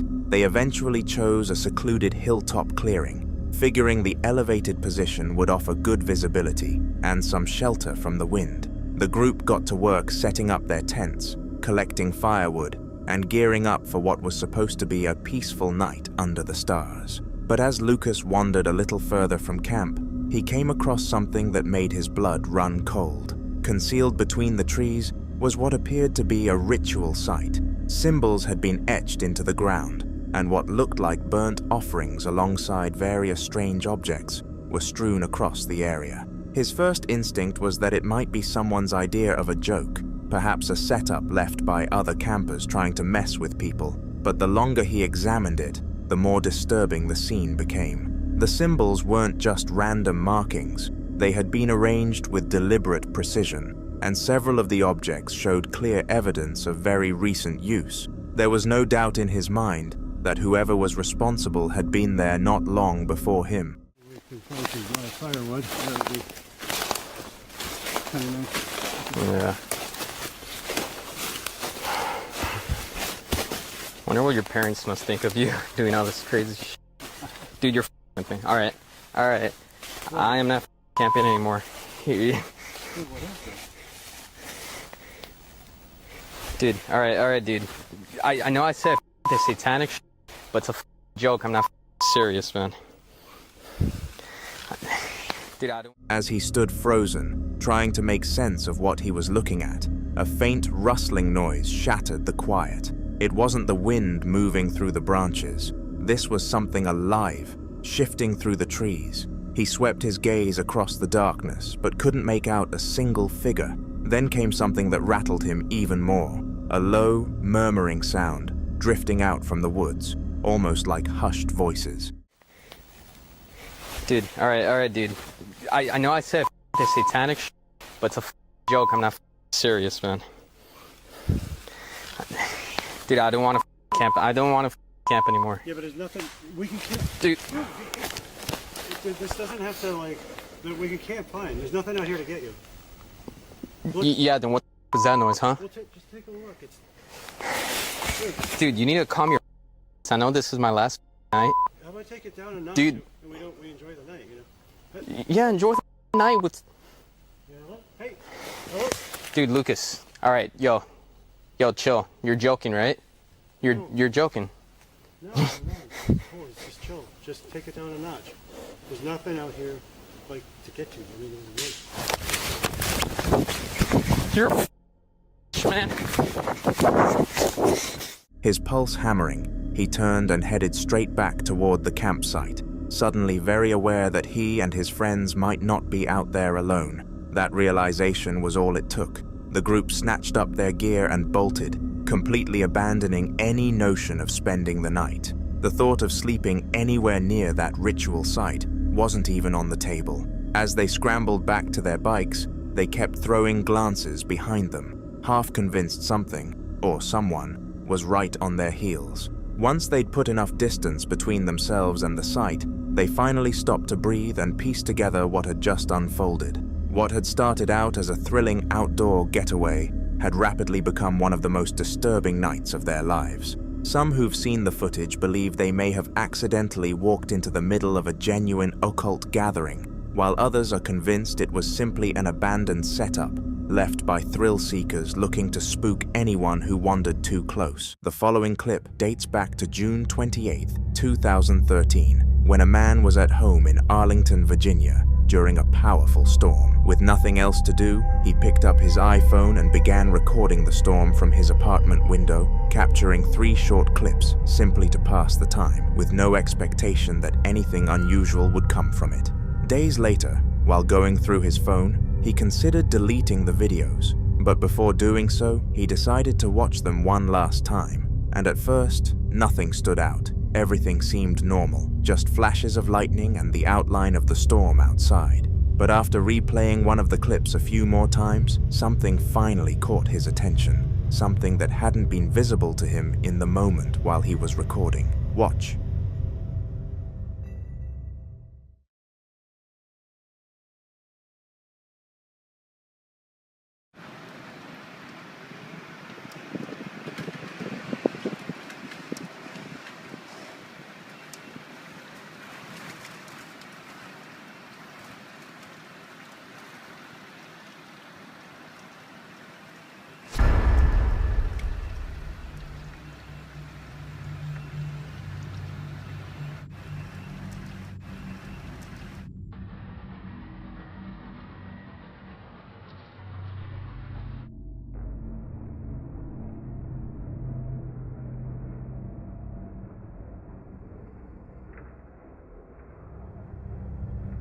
For a brief moment, the faint figure of what appears to be a girl, or possibly a woman, can be seen standing near the window.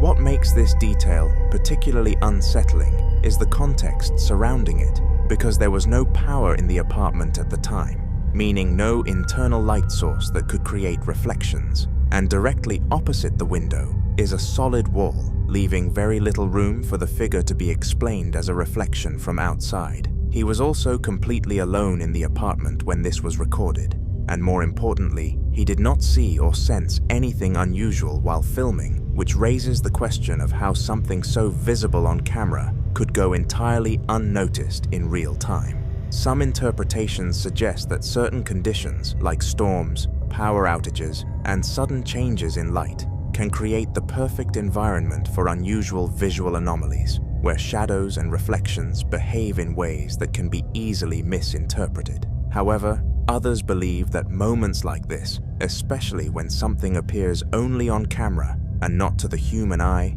may point to something that exists outside normal perception, only becoming visible under very specific circumstances. Whatever was captured in that clip remains unexplained, and without further evidence or updates, this incident continues to linger as one of those recordings where something is clearly there, but what it actually is has yet to be determined.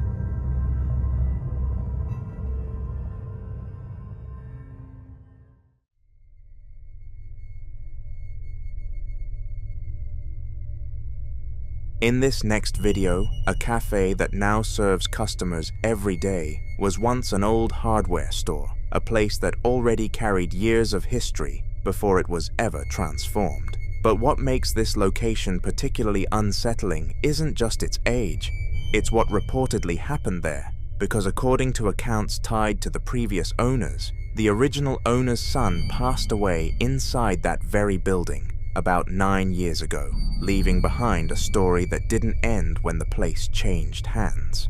The new owners began noticing something strange not long after moving in, because every afternoon at exactly 3 p.m., long after the cafe had closed and everyone had left, they would hear distinct footsteps moving through the space, slow, steady, and consistent, as though someone was walking through the cafe during hours when it should have been completely empty. Curious and unsettled, they decided to set up a camera to see if anything could explain the sounds they had been hearing. This is what they found.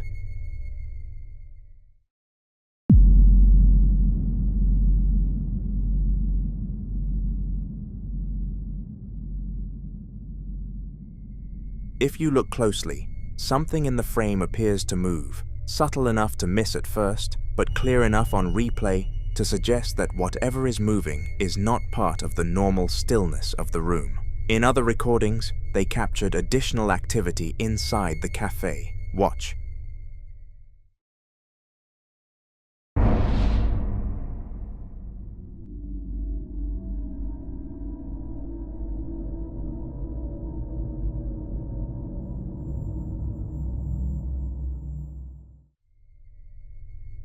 In this clip, a chair moves on its own, with no one present in the store at the time, no visible cause, no disturbance in the environment that could explain the motion, which only deepens the unease surrounding what might be happening there.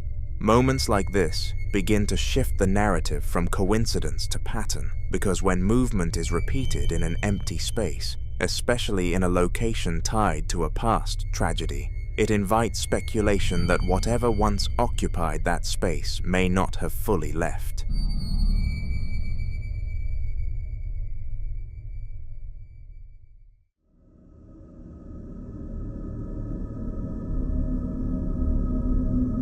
Now in this next video, a man named Troy begins documenting a series of disturbing events happening inside his home, and from the very beginning, there's a clear pattern to it all. Because whatever is present doesn't simply move things randomly.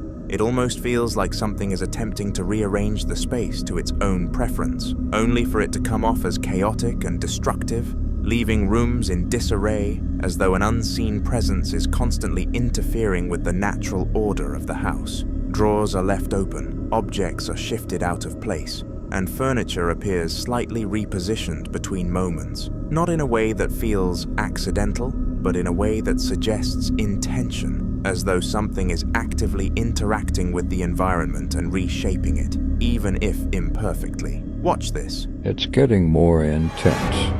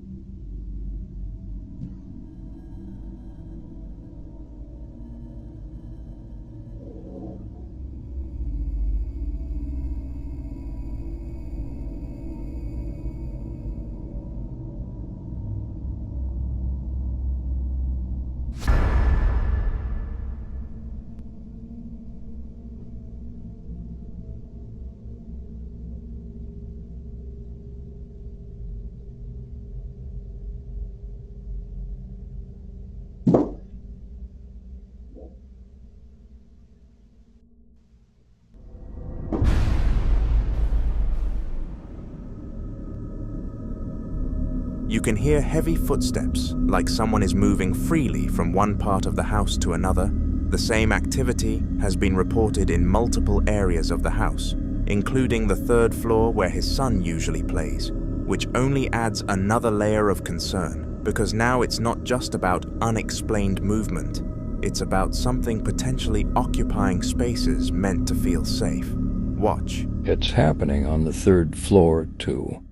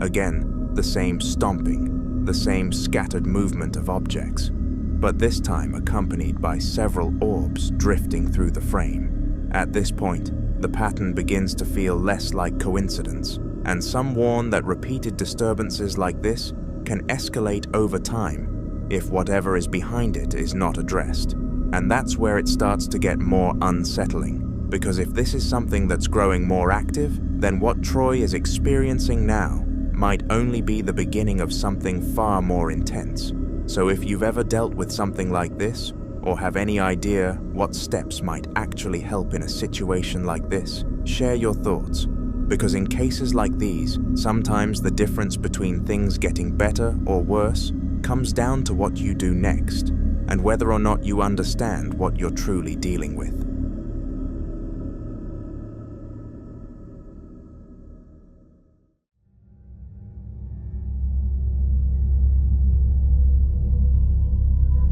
In this next video, two sisters are home alone, inside their bedroom, when their house alarm suddenly goes off. I'm recording. Wait. Do you hear that? Can you check the security footage? Yeah. Oh my god. The security app shows the front door wide open, as if someone has just walked in.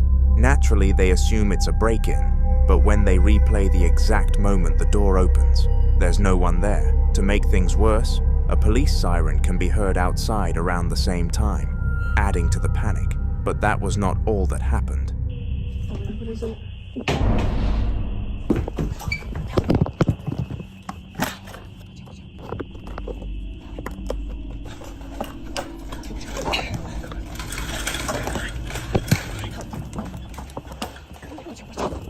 They hear their bedroom door open. Convinced someone is inside the house, they make a split-second decision to escape through the window. After the footage spread, many viewers blamed the wind, but the sisters posted another clip explaining why that theory doesn't hold. Wondering that maybe the door was the wind, but clearly, as you can tell, you have to kind of force down to close it fully. And there's just so much space between, don't mind. There's kind of like a huge distance, so there's no way the wind could have gotten that. After explaining the door situation, they showed what completely changed their perspective. A moment captured on camera that made them question everything they thought they knew about that day. Take a look.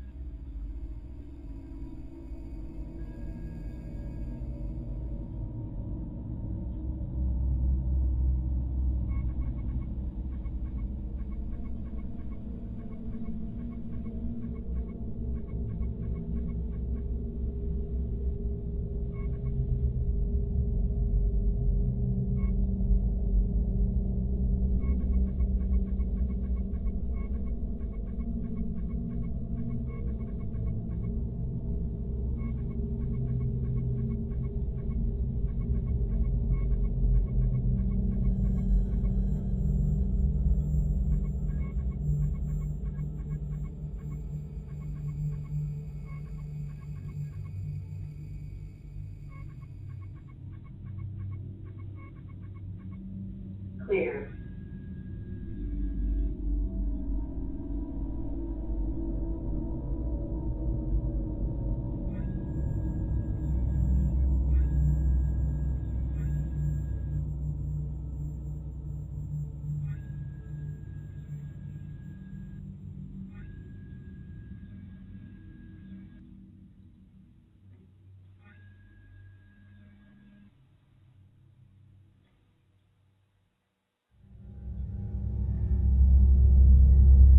A small, shadowy figure dashes past the camera. It moves incredibly fast, too fast to clearly define. There are no visible features, no clear arms, legs, or face, just a dark mass that crosses the frame and disappears. And if you look closely, the motion camera seems to adjust. almost like it's tracking something moving freely through the house. The sisters say this is a new build, not an old property with some long-forgotten history. So the typical house history explanation wasn't even on their radar. But the sequence is what unsettles them most. The front door opening first, then the bedroom door, then the shadow figure appearing inside. They believe something forced its way in. And that raises an earlier question. If something unseen opened the front door, could it have also opened the bedroom door? Skeptics might argue camera glitches, motion blur, pressure differences in the house, or even a small animal moving quickly past the lens. Security cameras, especially in low light, can distort shapes and exaggerate speed. But the sequence of events, alarm, door opening, bedroom door moving, shadow figure, happening back to back is what unsettles most viewers. So what do you think? A chain of coincidences and technical quirks, or something that entered that house and moved through it freely?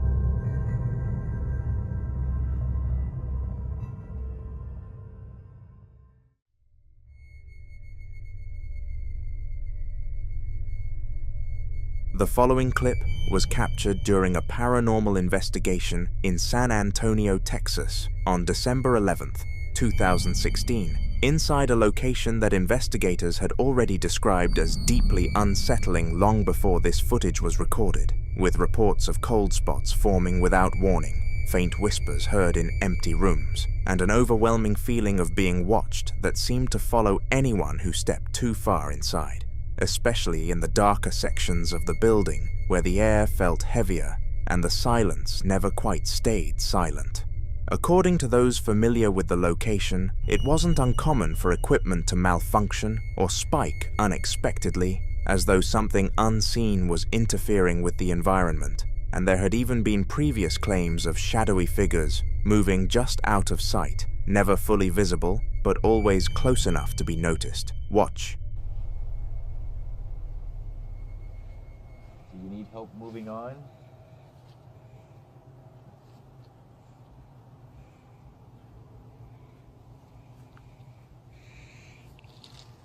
Alright, so let's put this shit back. Let's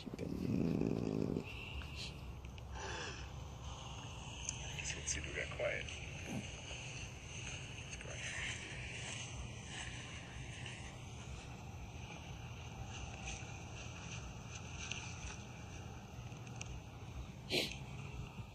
Is there anyone here right now?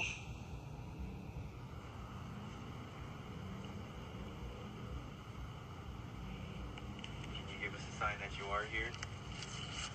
Reach out and touch my shoulder. My right shoulder.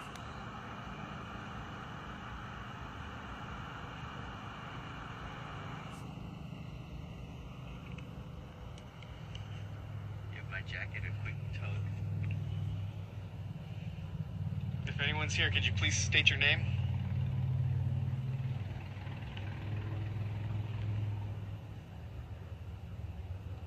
Now we're just using my phone because the other recorder died.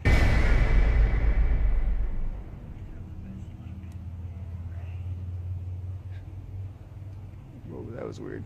I think. What? I think I panned over here and it looked like What appears in the footage is difficult to dismiss because a white mass suddenly darts from left to right with a speed that doesn't quite match anything physical in the space before it seems to shift direction and reach toward the investigator, a movement that feels almost reactive rather than random. The way it moves has led many to believe this isn't simply dust or camera interference, but a ghost, especially because of its shape, its direction, and the timing of its appearance. Moments like this tend to blur the line between explanation and speculation, because while there are always attempts to rationalize what's seen, the behavior of whatever appears in this clip doesn't settle easily into a clear or comfortable answer, leaving behind a moment that continues to raise more questions than it resolves. And for now, whatever was captured in that investigation remains a mystery. Ahmed was just sitting back, watching TV in his house, when he heard a few sharp knocks coming from somewhere inside the house. At first he ignored it, but when it happened again, he grabbed his phone and started recording. Vea, mi gente, yo realmente no creía mucho en estas cosas. Yo vivo totalmente solo. ¿Escucharon la puerta? ¿Escucharon? No seas picha. Yo vivo solo, aquí no hay nadie. Se los juro, yo vivo totalmente solo. No puede ser, o sea, no puede ser.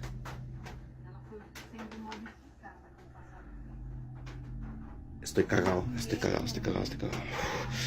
No puede ser, no puede ser, no puede ser, no puede ser. No puede ser, no puede ser, no puede ser, no puede ser. Estoy cagado, estoy cagado. No puede ser. Dios, Dios. ¿Qué mierdas? No seas tan mamón. No, no, no, no, no, no. No, no, no, no. No, no puede ser, no puede ser. No puede ser, no puede ser, no puede ser, no, no, no. No, no, no puede ser, no puede ser. Dios, Dios, Dios, Dios, Dios, Dios. No, no, no, no, no, no, no. No, no, no. Vean, les juro que acabo de escuchar no sé si vieron la maldita silla moviéndose. No puede, maldita ser posible. Vea, yo estoy solo, yo vivo con nadie, no hay hilos.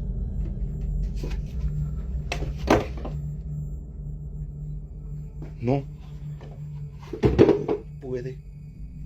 puede ser.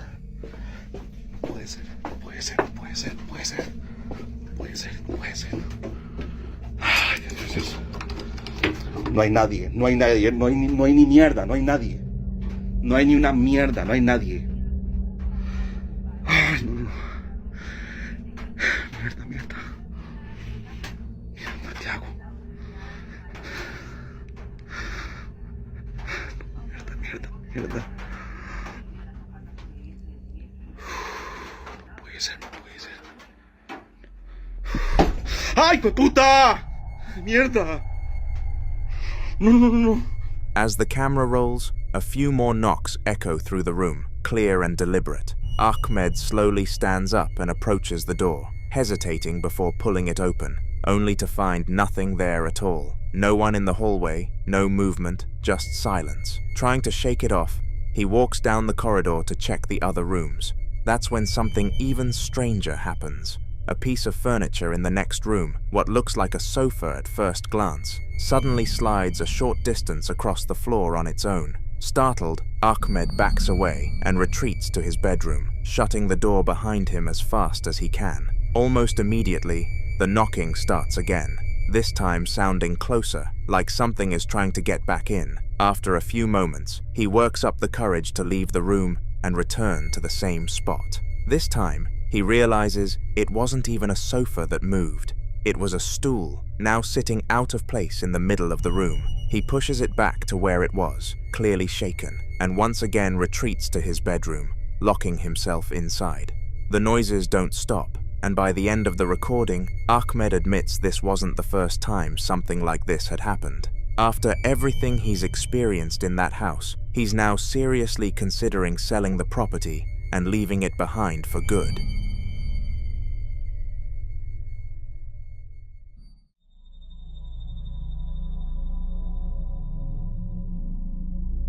In this next clip, popular YouTuber Narrated is casually vlogging, talking to his audience about something strange that happened to him earlier that day. At first, it feels like a normal story time. He explains that he heard unexplained noises in his house and felt like someone else was there with him, but he brushes it off, half joking as he talks it through. I want you to tweet me and put in some comments any story that you guys have, or any moments of I don't know if I can explain that, or what is going on. If you believe in ghosts, if you don't believe in ghosts, I want to hear from you guys, man, because maybe here's something I should be doing in here to stop it. I have no idea, but yeah, I just want to share it with you guys. Really. As he starts wrapping up the video, talking to the camera, something unsettling happens in the background. For just a split second, a white, mist-like apparition appears behind him, clearly humanoid in shape before fading out almost instantly. Narrated doesn't react at all and continues talking, completely unaware of what the camera just captured. It's only after viewers rewatched the footage frame by frame that the figure was noticed, sparking a wave of comments pointing it out. Whether it was a coincidence or something genuinely unexplained, the fact that it appeared right as he finished recounting the experience makes the moment feel disturbingly well-timed. After that moment went viral, Nadeshot decided to take things a step further. Instead of just vlogging, he set up a camera system inside his house, aiming it towards several different areas where he thought the noises might have been coming from. He left it running while he went about his day, hoping to catch something he couldn't explain.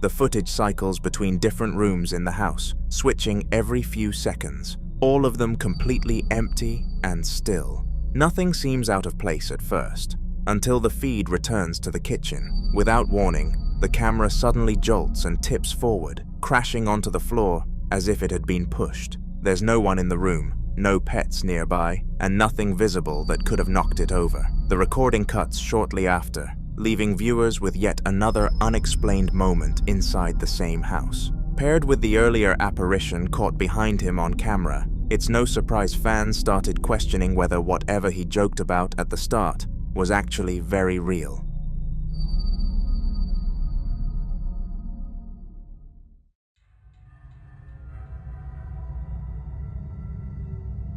Sarah is in her house late at night, filming again in hopes of finally catching whatever has been haunting the place for so long. She's talking calmly to the camera, explaining that the activity has been happening for weeks, when something interrupts her mid-sentence.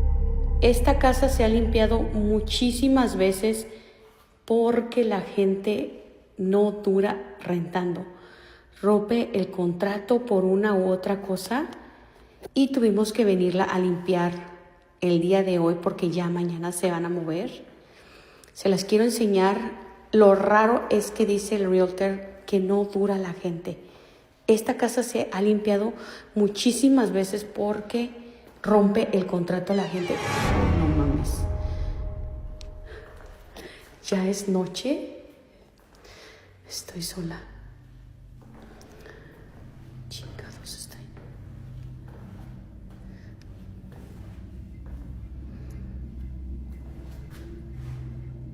No hay nada. Esta pinche casa la han rentado un chingo de veces. Y no sé por qué rompe el contrato la gente. Ay, no, déjenme regresar, sí, porque me dio cosas a la pinche puerta. Y dicen los señores que rentan aquí que miran demasiadas cosas. La gente no dura viviendo aquí, rompe el contrato, así que vamos a grabar un poquito para allá. Ese pinche cuarto ahí no sé qué fregados es. Ya las muchachas me están esperando allá afuera. Miren, allá me da cosa. Tengo que prender la luz. Ahorita voy a ir a prender la luz para seguir grabando. ¿Te imaginas? Para que la gente rompa el contrato acá es porque de plano no aguantan a vivir aquí.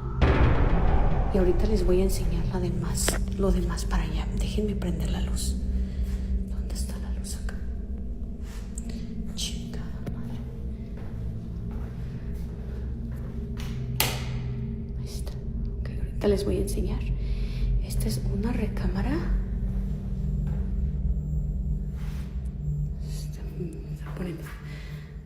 Se está poniendo ahorita tenso.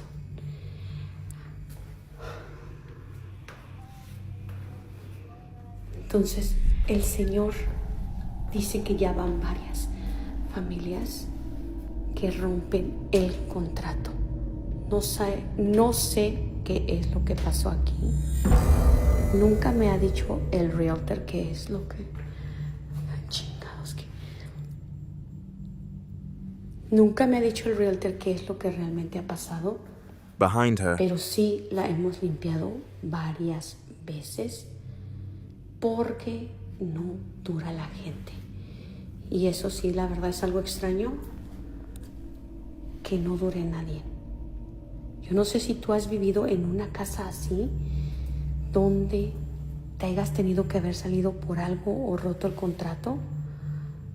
Ahorita les voy a enseñar qué es eso que se escucha. ¡Ey! ¿Andan acá? No mames. Espérenme. Iba a dejar grabando, pero la neta ya me está dando cosa. Se escucha el ruido para acá. No sé qué sea.